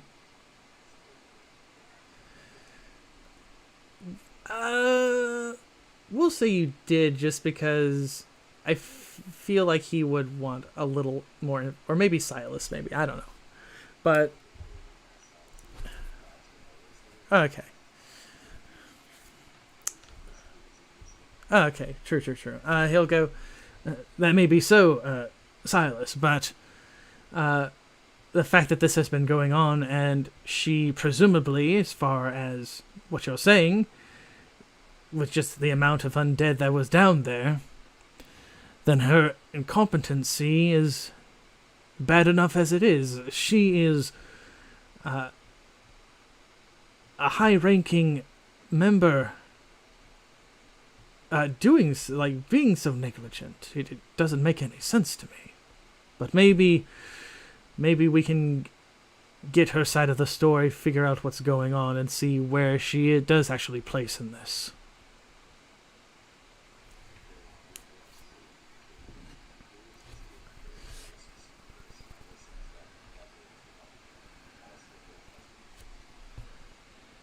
He goes, Alyssa Thrent.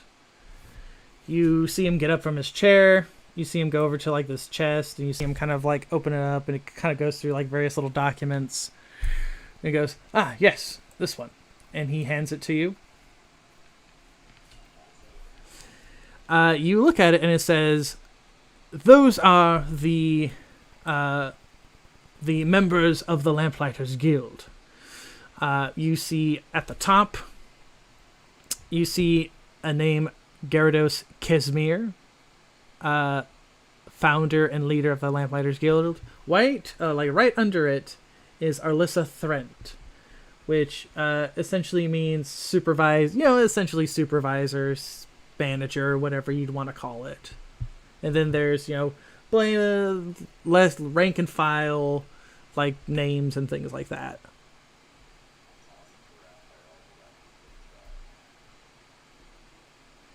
And he goes, are you saying that Miss Thrent is involved with this somehow?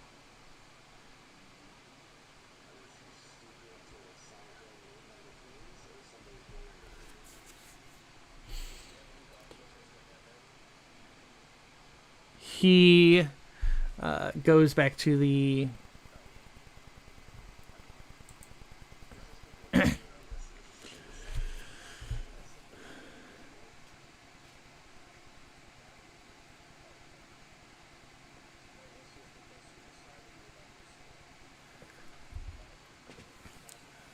Yeah.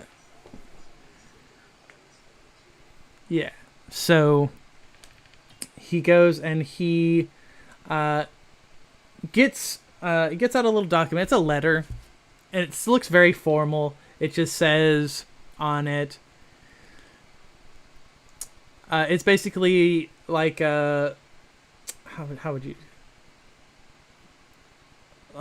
it's essentially a letter that says, this is how many Silver Shield, how many guards we'll need for this part of the city for the Lamplighting Festival, blah, blah, blah, all of that stuff. Basically saying how many people we would request you pay more to have in those areas, kind of thing.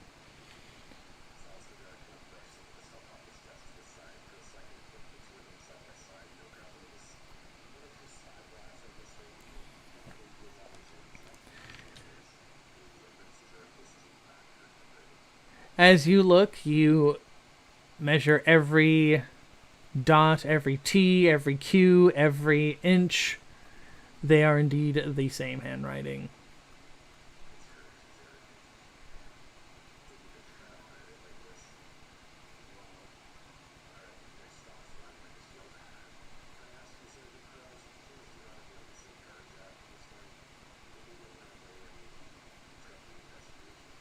He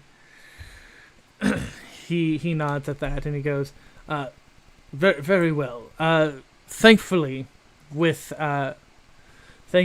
the loss of the Dream Master, we've been able to kind of clean up some of the warrens. Though I've been trying to get my men to focus on those places primarily, to crack down on any of those gangs, to make sure that that does not happen again. I thank you again for helping to clean up the city.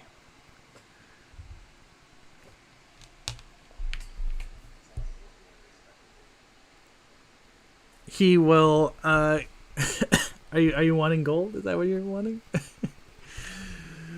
I don't know. What are you expecting?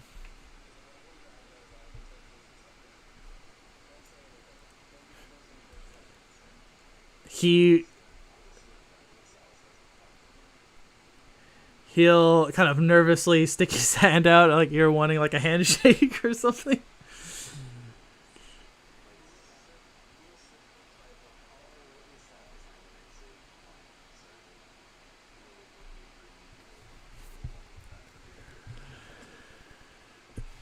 He goes, yes, right. And you'll see him kind of pull from like a drawer on the table.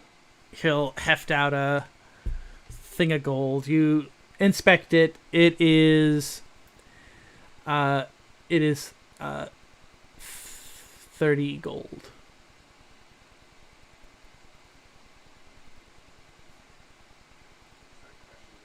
No, it is it's yes. He knows that you guys are doing good work, and he wants to make sure you guys are getting paid well for it. He goes, here. Oh, if you are wanting, I know that you are going to be investigating the Lamplighters Guild and Miss Thrent. Let me give you a small warning, if I may. The Lamplighters Guild is one of the most prestigious, even beyond the magic schools that are here. Kesmir, Gyarados Kesmir, he is the leader that... Excuse me. Oh, I'm losing my voice. He is the leader. That is his family's life's work. I am saying this to you as an associate, I would hope as an ally as well. Do not accuse the Lamplighter Guilds so too frivolously. He is a powerful man. And he kind of looks at you, Silas, with like right in the eyes, and you know that he's being very dead serious with you when he's saying that.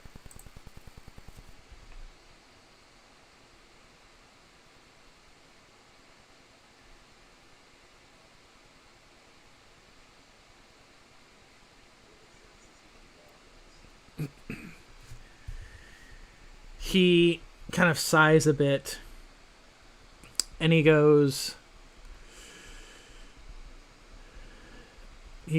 if we are lucky, none at all. Between you and me, and he kind of urges all of you in so that way you guys will be in properly, and shuts the door. So yeah, just scoot yourselves in, that's fine. Yeah.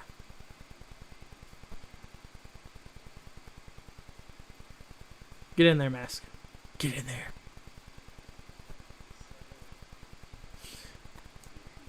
He...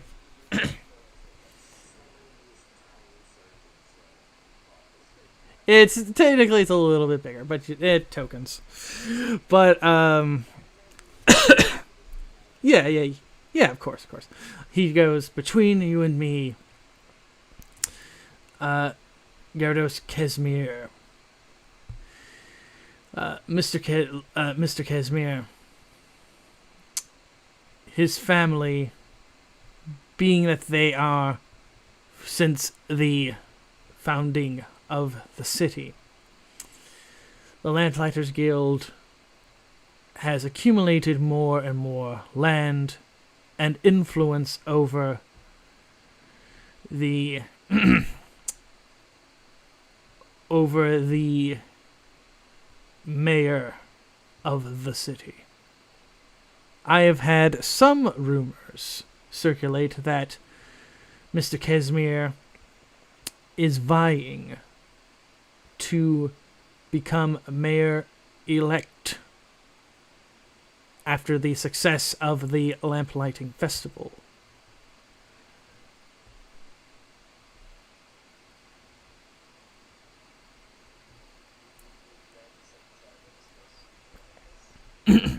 Yeah, and he kind of points to the paper that has, the red lines through them, and he says, and if that is also the case, then the Lamplighters Guild will have influence that is far too tempting for a being like the Nightmare Lord and his agents. Now again, I say this. Do not accuse him unless you have incredibly hard evidence that he is involved.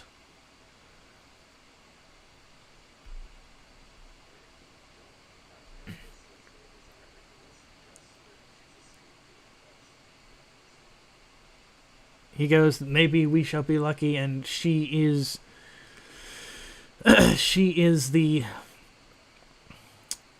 bud that shall be nipped.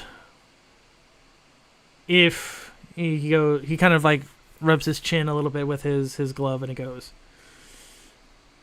if it is true and she is indeed the one involved, or is the scapegoat, as you say, then that should quiet down Mr. Casimir's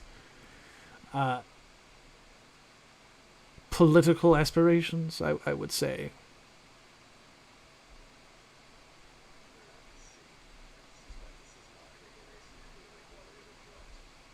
He nods and he goes, if you can do so without violence, I think that would strongly work in your favor.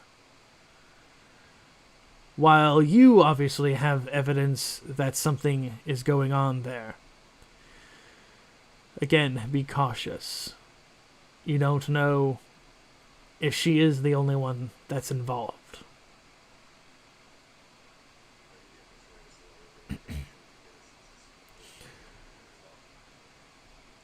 He pulls out like a piece of paper, and you'll see him write out this very, very quick, says, by the order of Sergeant Perels of the city of Eldolin, in the year of the Ivory Throne of yada yada yada, 13th age, graced by the Lord King Dracoven, which is the current head of the throne, blah blah blah blah. This gives the people who hold this permission to speak with Alyssa Thrent of the Lamplighters Guild, and then it's signed with his name. And he hands it to you.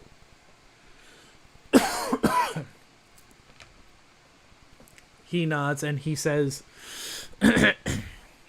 I'll say this as well. going through the information that you gave me of all the men that were on the Dream Master's payroll, he kind of sighs a bit and he goes, "It seems that I also was in derelict of my duty. But that will end now. I have been very, very busy, and I have hired new guards, and they are under my testing standards."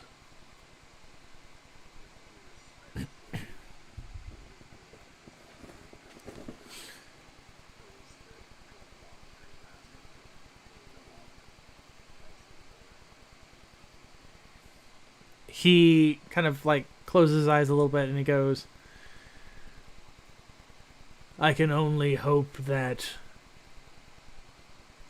their convictions can withstand it."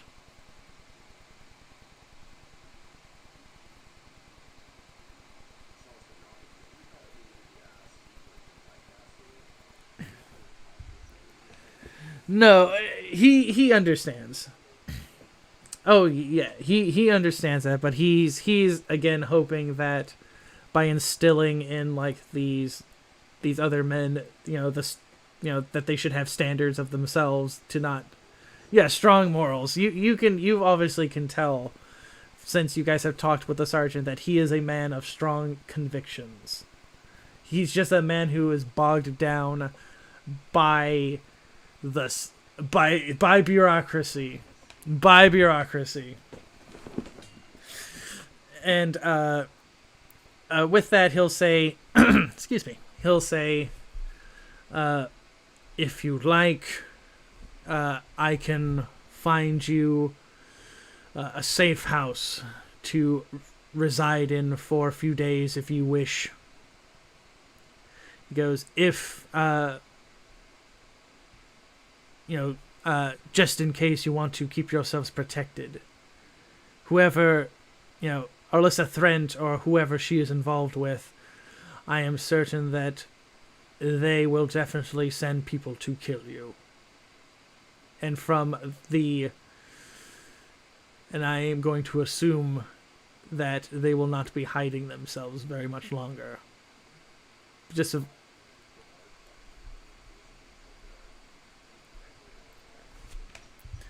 the Night of the Long Lamps. I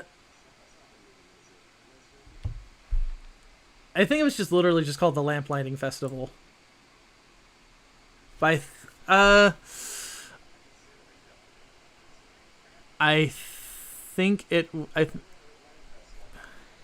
Yeah, the Moonless Night. Yeah, that's the name.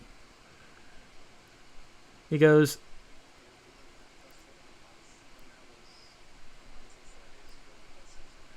yeah.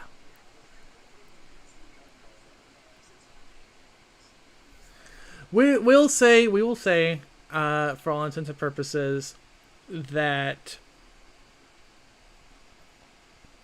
a month and 14 days, we will say that there is roughly 3 weeks left until the Moonless Night Festival happens.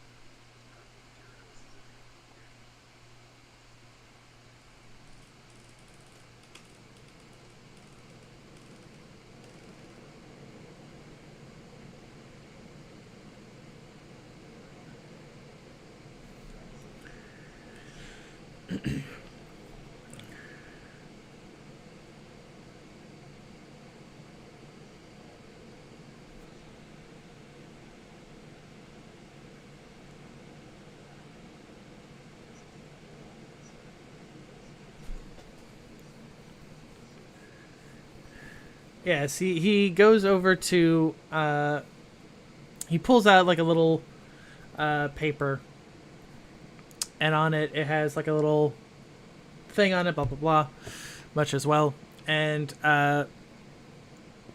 it is the safe house. It's near the prison. I don't have a map for it, obviously, but it is. It's pretty close to the prison. It's like about a block, or it's about 3 blocks away. And it looks like a very, very simple house. It's got, your amenities. It doesn't have much foods. It has, some breads and cheese and dried meats, that type of stuff.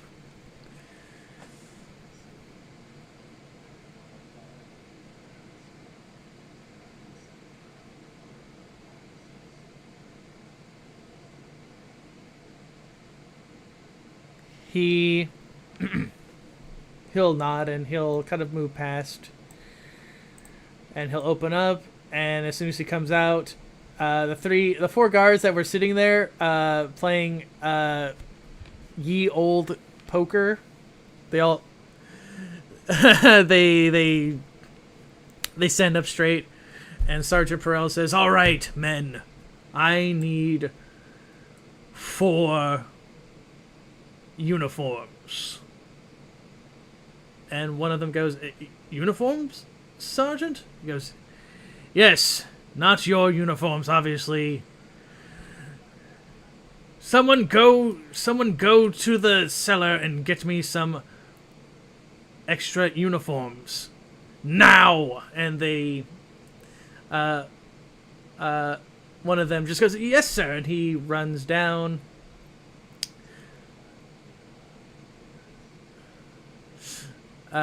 He comes back and he says, and you say that, and he goes, and he goes back down and he picks it, gets another one. He gives them to the sergeant gives it to you, and yep, you get changed rather quick. Tiberius's looks a little bit awkward, but you kind of make it work. You essentially put the cloth, like the blue, kind of on him, and it kind of keeps his armor kind of looks the same.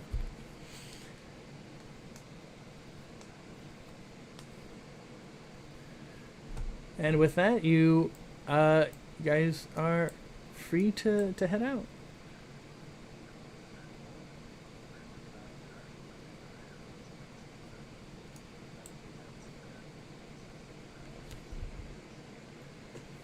Mm-hmm.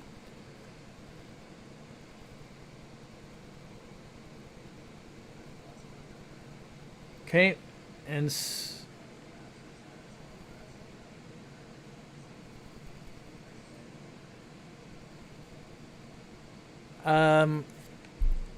oh, you mean a map of like the place, or?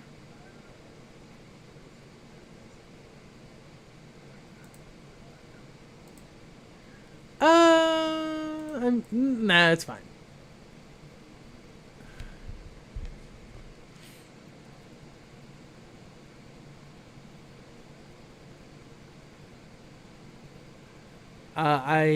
I'll say this as you all excuse me. As you all need to he is Oops. Let's see. Ooh.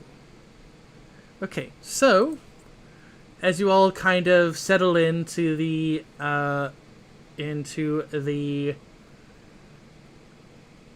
hideout. I mean the whatever you want to call it. Yeah. I'm gonna do a very, very quick little map. This is... So, tell me, as you all are kind of sleeping, where is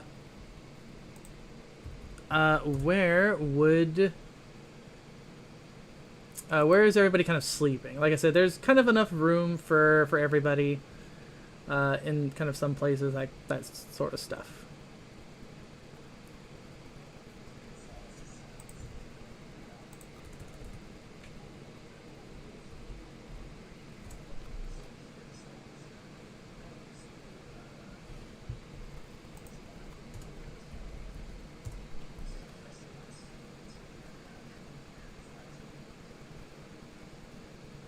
Okay. Raphael, what about you?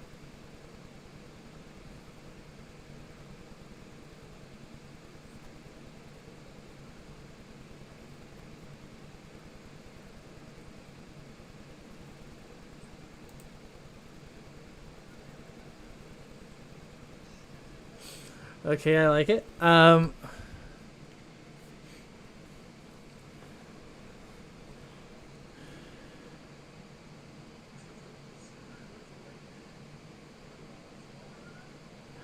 I like it. I like it. Excuse me. Mask, what about you?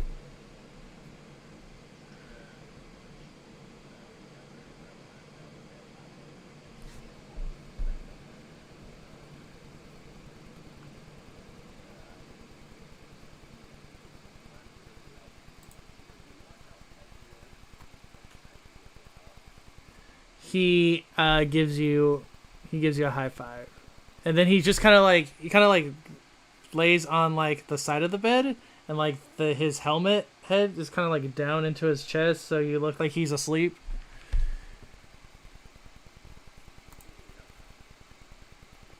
Okay, and finally, Ruvir, what about you?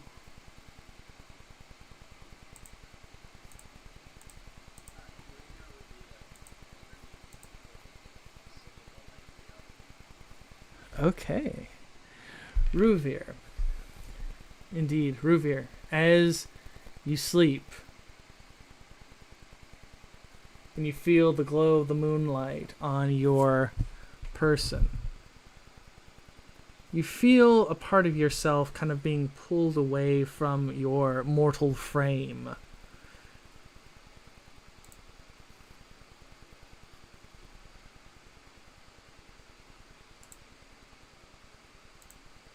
You find yourself in a forest. I'm gonna change the music real quick. Let's see, what's a good location? Let's go with that one. That sounds good. And you kind of recognize this place, Ruvir. It is the Druid sanctuary that you used to belong to. And yes, Tiberius will definitely be wearing that. You actually see like a little teddy bear right next to him as he was sleeping. So, what do you do, Ruvir, as you see that you are in, your old kind of grove? Right now, you don't see anybody.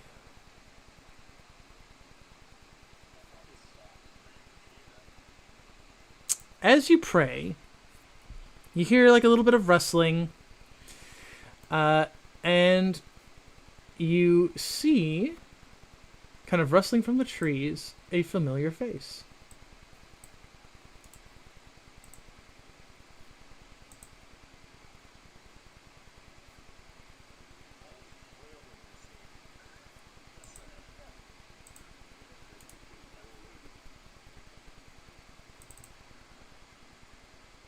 Yep.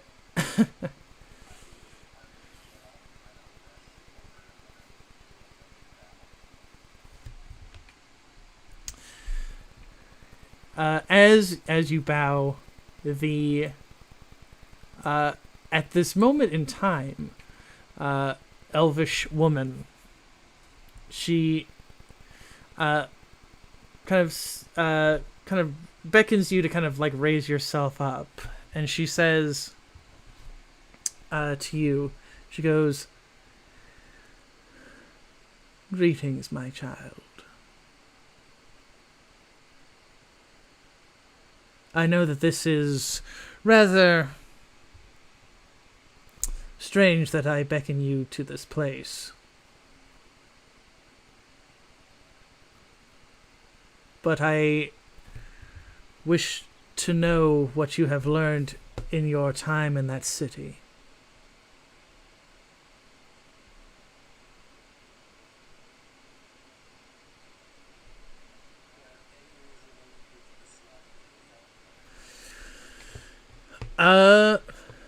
That is up to you.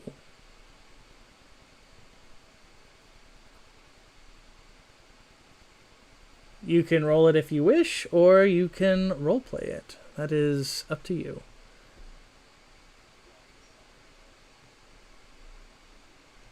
As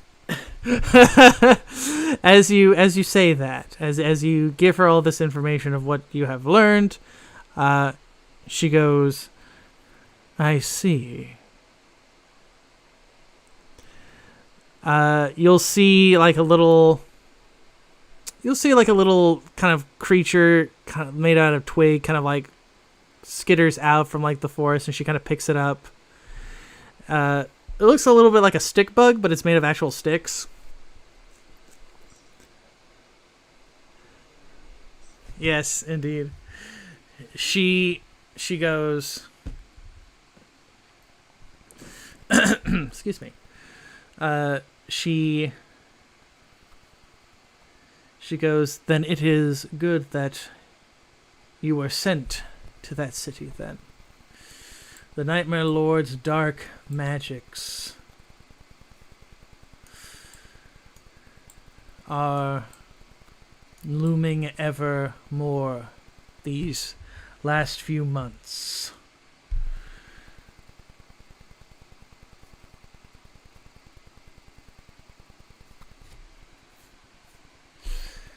And she'll kind of move kind of closer to like the tree, and she kind of touches it, and she says,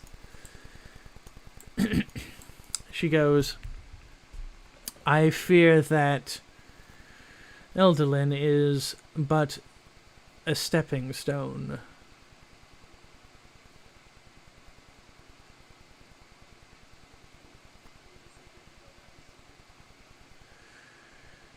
She thinks for a moment, and she goes, it is very difficult to tell with the machinations of a creature of nightmare and fear. But if I were to think,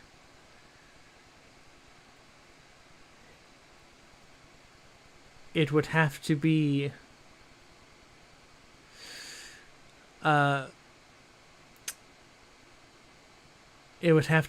in the deserts, I believe. One of the arcane deserts. The ones twisted by chaos magic.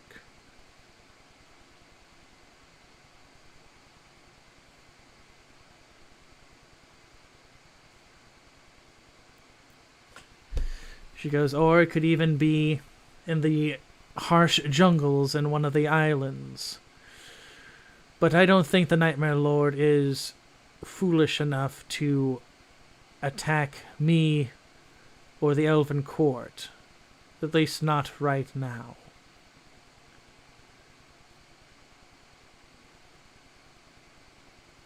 And you'll see her kind of like touch the skull that's on her necklace, and you'll see like some blood kind of drop out of it. And she goes, I received your gift to me.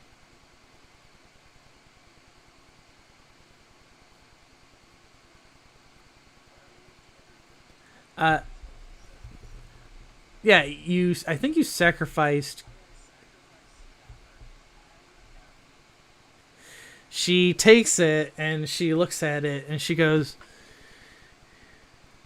a strange one, I would say. And as you'll see her kind of take the blood, and you'll see it kind of like drip it onto the tree. And as it does that, you'll see little kind of come up, and you'll see these bright red, like flowers kind of appear. And you'll see her smile as they do so.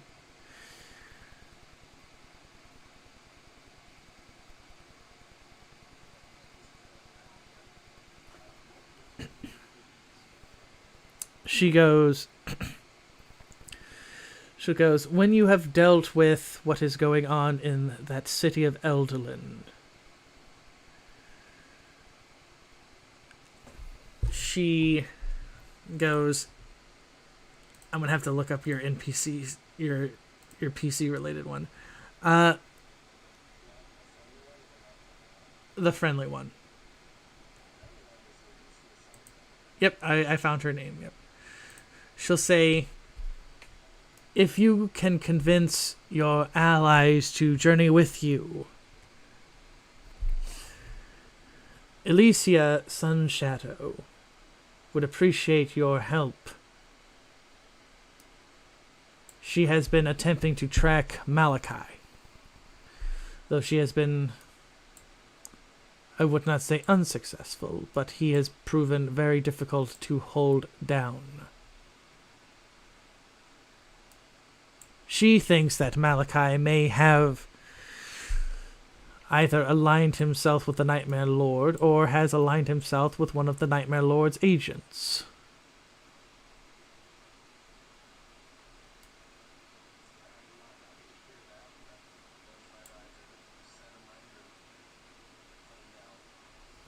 She will nod at this, and she says, I would appreciate it if you could bring him back to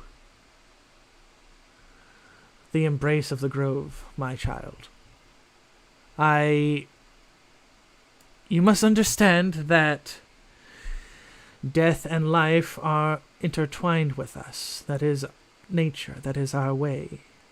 But if he has aligned himself with those that twist nature, if he has truly broken his vows to me, then do not kill him either way. He must still be brought to me so that I may properly dispense of him. And you'll see her again kind of like clutch at like the kind of furred robe that she wears, as if it pains her almost to like say that, because despite maybe it's the way that she looks at this current moment, she looks much more like a maternal figure, perhaps.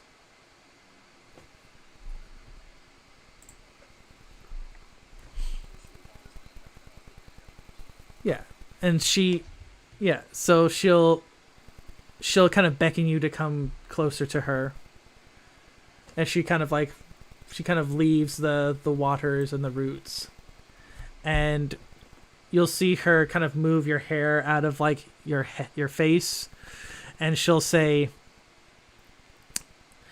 have you been eating well, my child?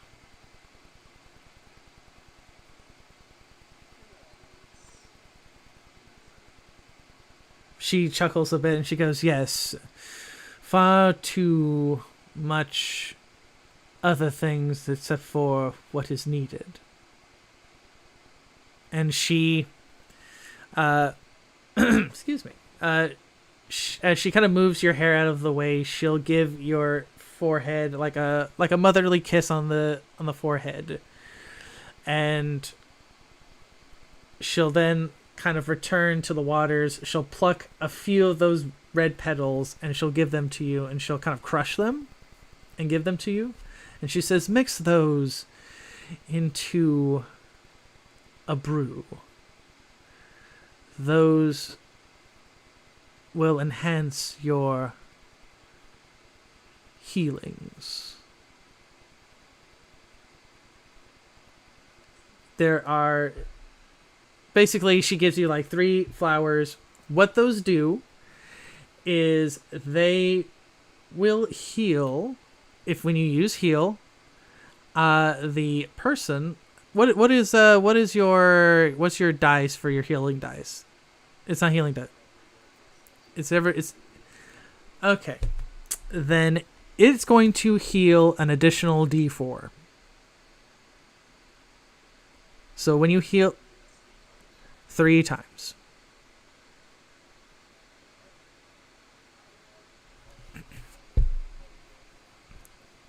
Okay.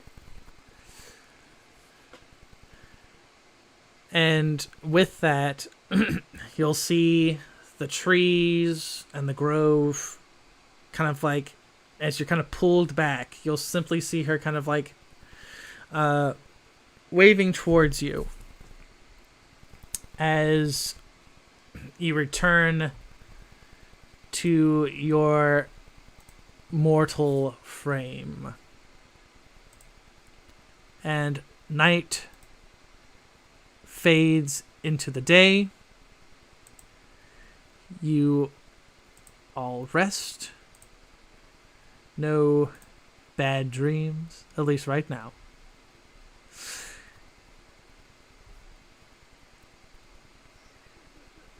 And excuse me.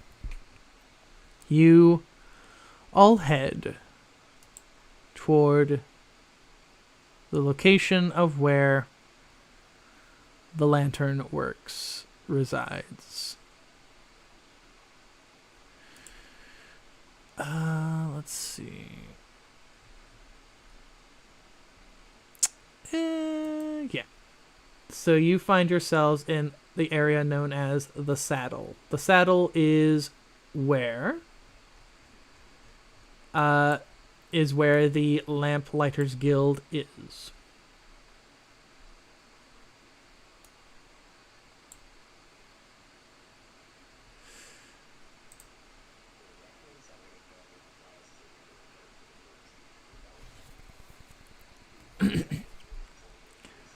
Yeah.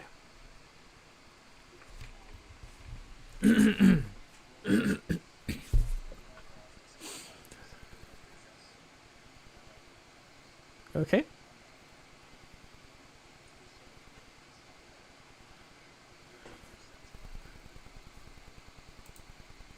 Okay, sounds good. Sounds good.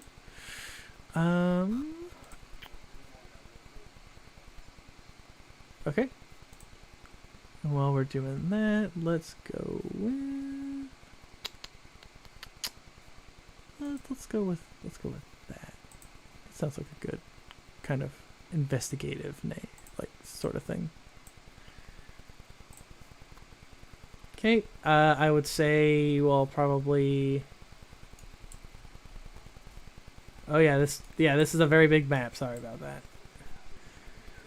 Yeah, this is one of my other maps. Dungeon Mapster makes these maps. He does some pretty good ones too.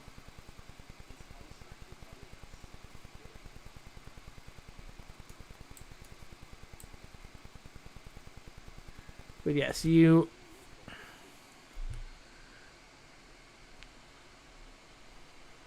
Okay.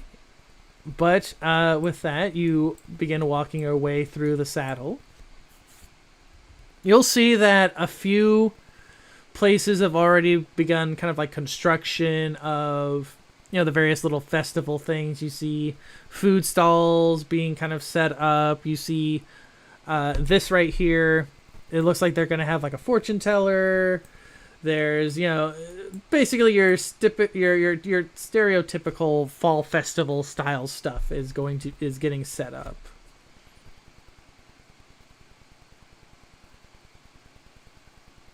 And that statue, as you kind of look at it, you see a figure kind of holding a lantern.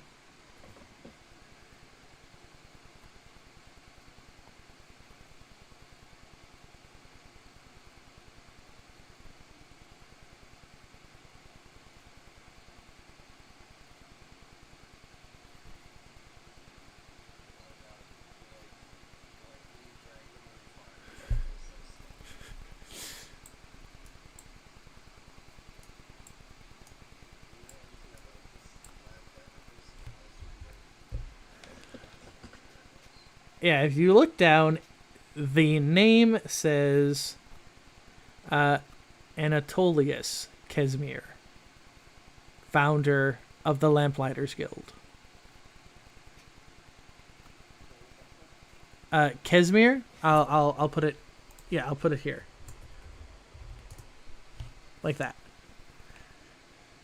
And like, there's like a little bit of wording on it. It says, "May we always light the way for those who are lost."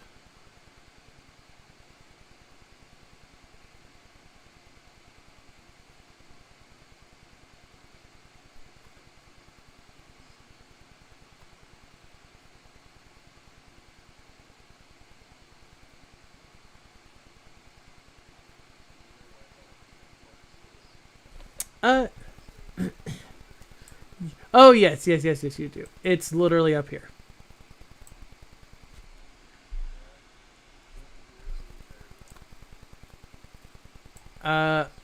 Yeah, it's all the way at the top.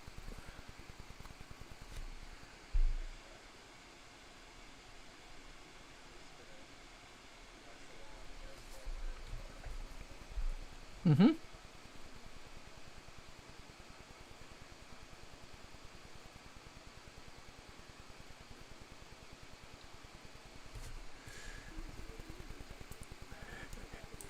Yeah, it is. Yeah, it is. I could not find like a kind of a good map that I thought fit well for it. Uh, uh, true. Um, yeah, yeah.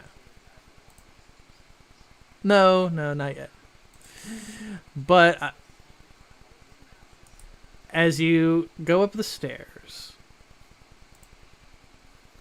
you'll see that the brickwork kind of changes a little bit, but it is still the same.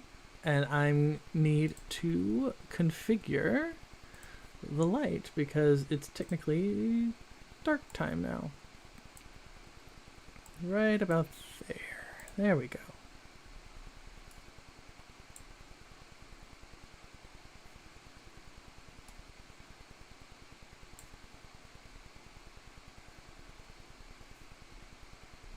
But yes, you see this very large two-story building where on the top, where the weather vanes and such would be, they are in the shapes of lanterns, and they are glowing that kind of bluish light glow that the lamplighters are famous for. That light is, of course, arcane in nature, and it is, again, reputed to say that it helped prevent the undead from attacking the city in its founding a long time ago.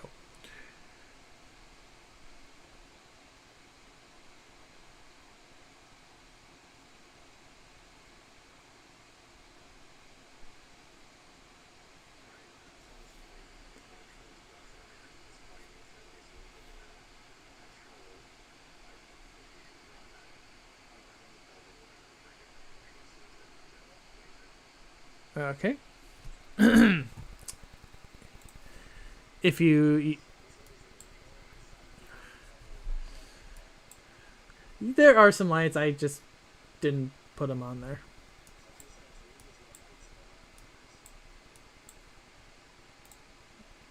Let's see.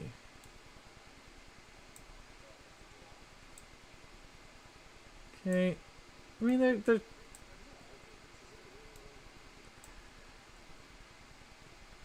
Yes, they are actually. Well, no, that's not true. I think there's supposed to be like a door here. I think I did not.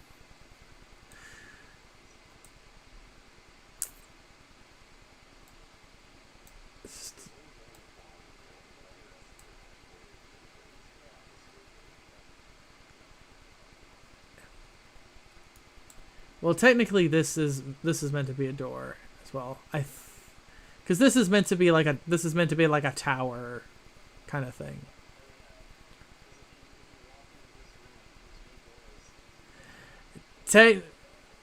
No, that is a door. That is a door.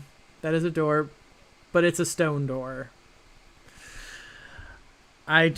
Trust me. I tried to make the door, and it had problems.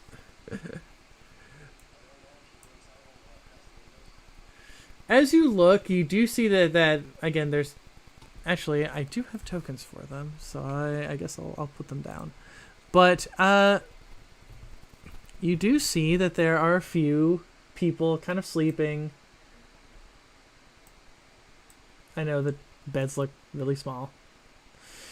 But yeah, like you see quite a few people kind of sleeping in the various beds.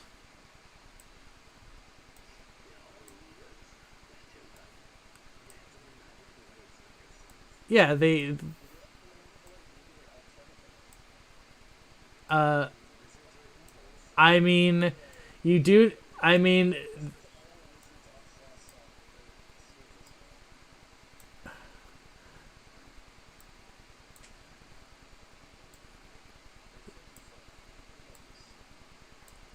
yeah, those ones are asleep. You do hear that there's like a bit of like kind of people probably discussing things while, doing work and things like that. But yes, as far as you can tell, that looks to be the main door. But there are some windows that you could attempt to uh, break open.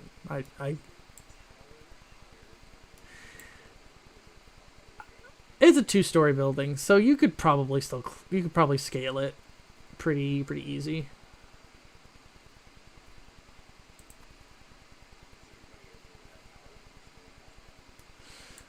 No, you do not see anyone.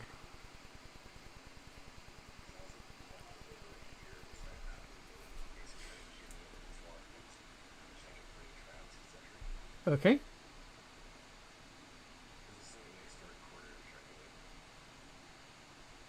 Alrighty. Mm-hmm. Yep.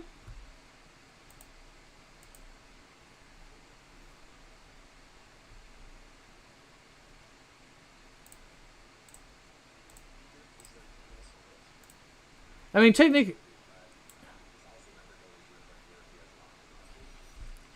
okay, okay, Silas, you jimmy it open pretty easily. And you do it in such a way that it doesn't make like a squeaking sound when it kind of opens up. Like it's very perfectly quiet. Okay. What about Ruvir? What are you doing? Raphael, Mask. What are you two doing? What are you all doing? I should say.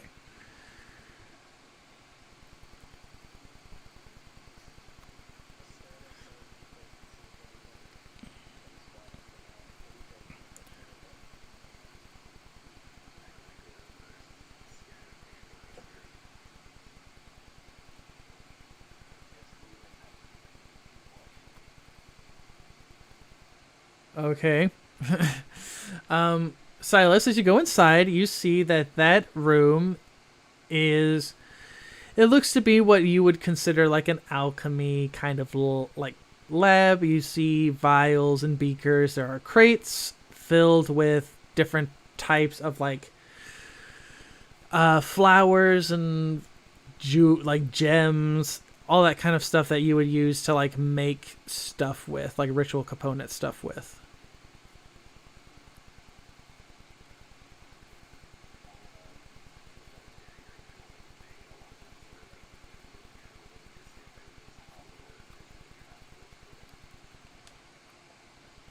As you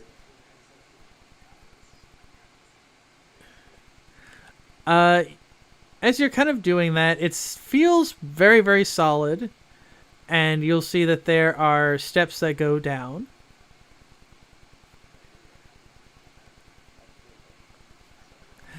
I yeah the I just traced the actual map from the adventure, and it's like it's a little. Uh,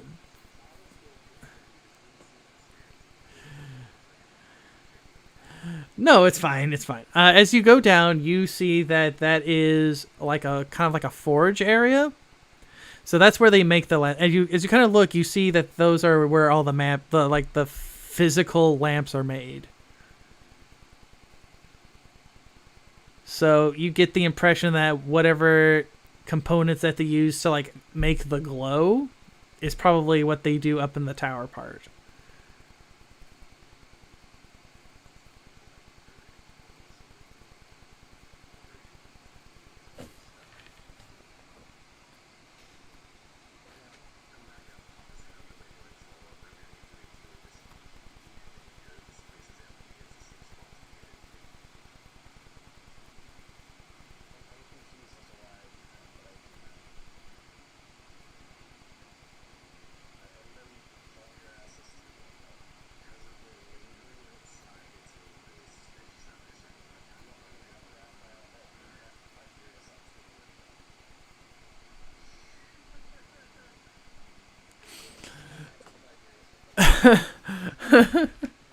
Oh my goodness. Okay, so you all do that.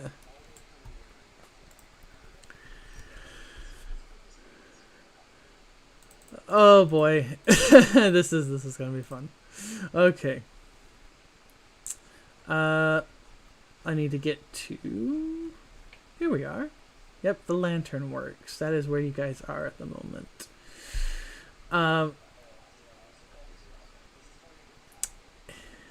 Just a little, just a teeny little bit more. As you guys are, kind of getting in, you hear, and you hear like a sound, like a soft sound. Let me find it really quick. I think it's here. Nope. Where did I put it? There it is. You hear like a soft little sound. It sounds like a little humming. And that is where we will pause. As it sounds like someone is coming to the tower.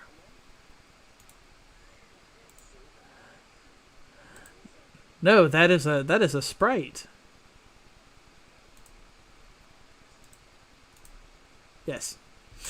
But with that, as we go to back to the screen here. I know that Mega has to go in a little bit, so I'll try and speed this up ever so slightly. Mega, if you can, what do you like? What did you like, and what do you want to see next time?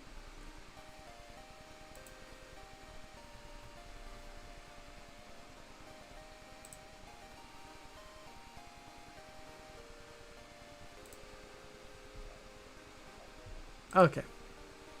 Okay. While we're waiting on that, then, Nanoka, what did you like, and what do you want to see next time?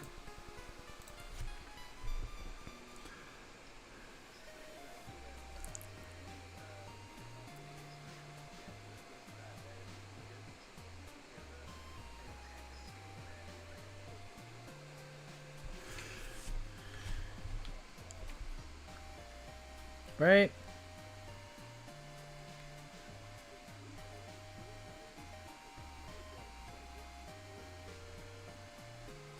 It's not really a house, but okay.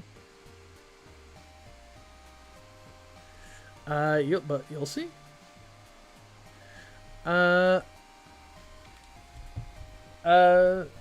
Zen, what did you like, and what do you want to see next time?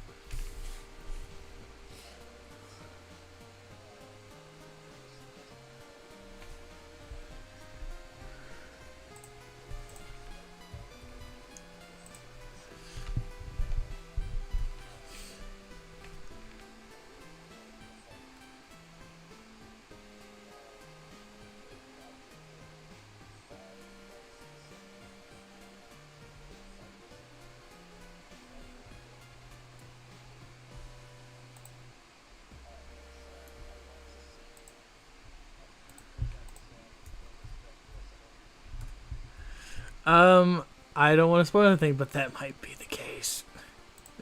But we'll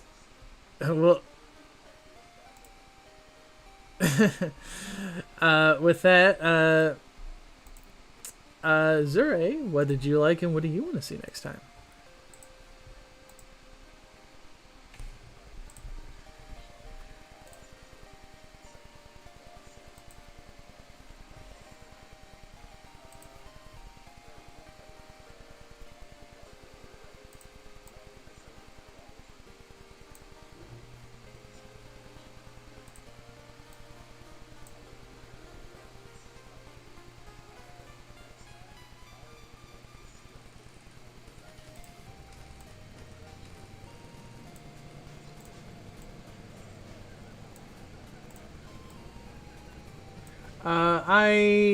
I think what I'm gonna do is I'm gonna use Hero Forge for some of those, just so that way we can get like a little bit better impression of it, I should say.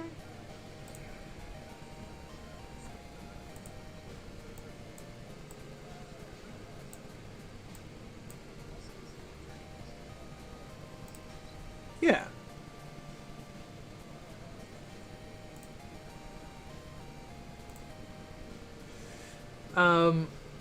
I think that is. I think. Yeah.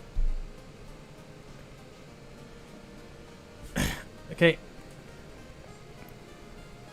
Odessa, yeah.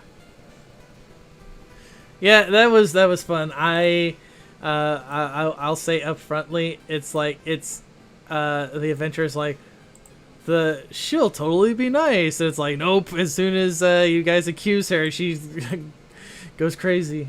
But to be fair,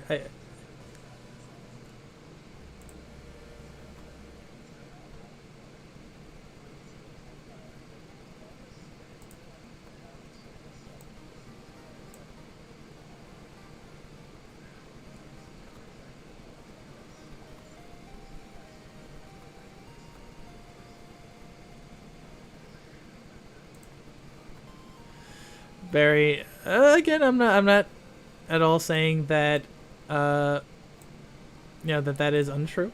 I'm just simply saying. I just find that funny. I liked. I thought it was cool that you guys got to deal with encounter a bone shard wraith, which is a creature from Tome of Beasts that I quickly adapted from a regular wraith, which was yeah.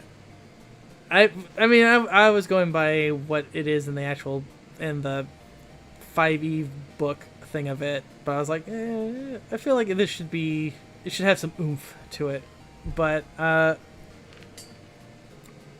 like that, and I like that you guys are going the I would say the typical adventure route and not banging on the door, going through the window. I love that,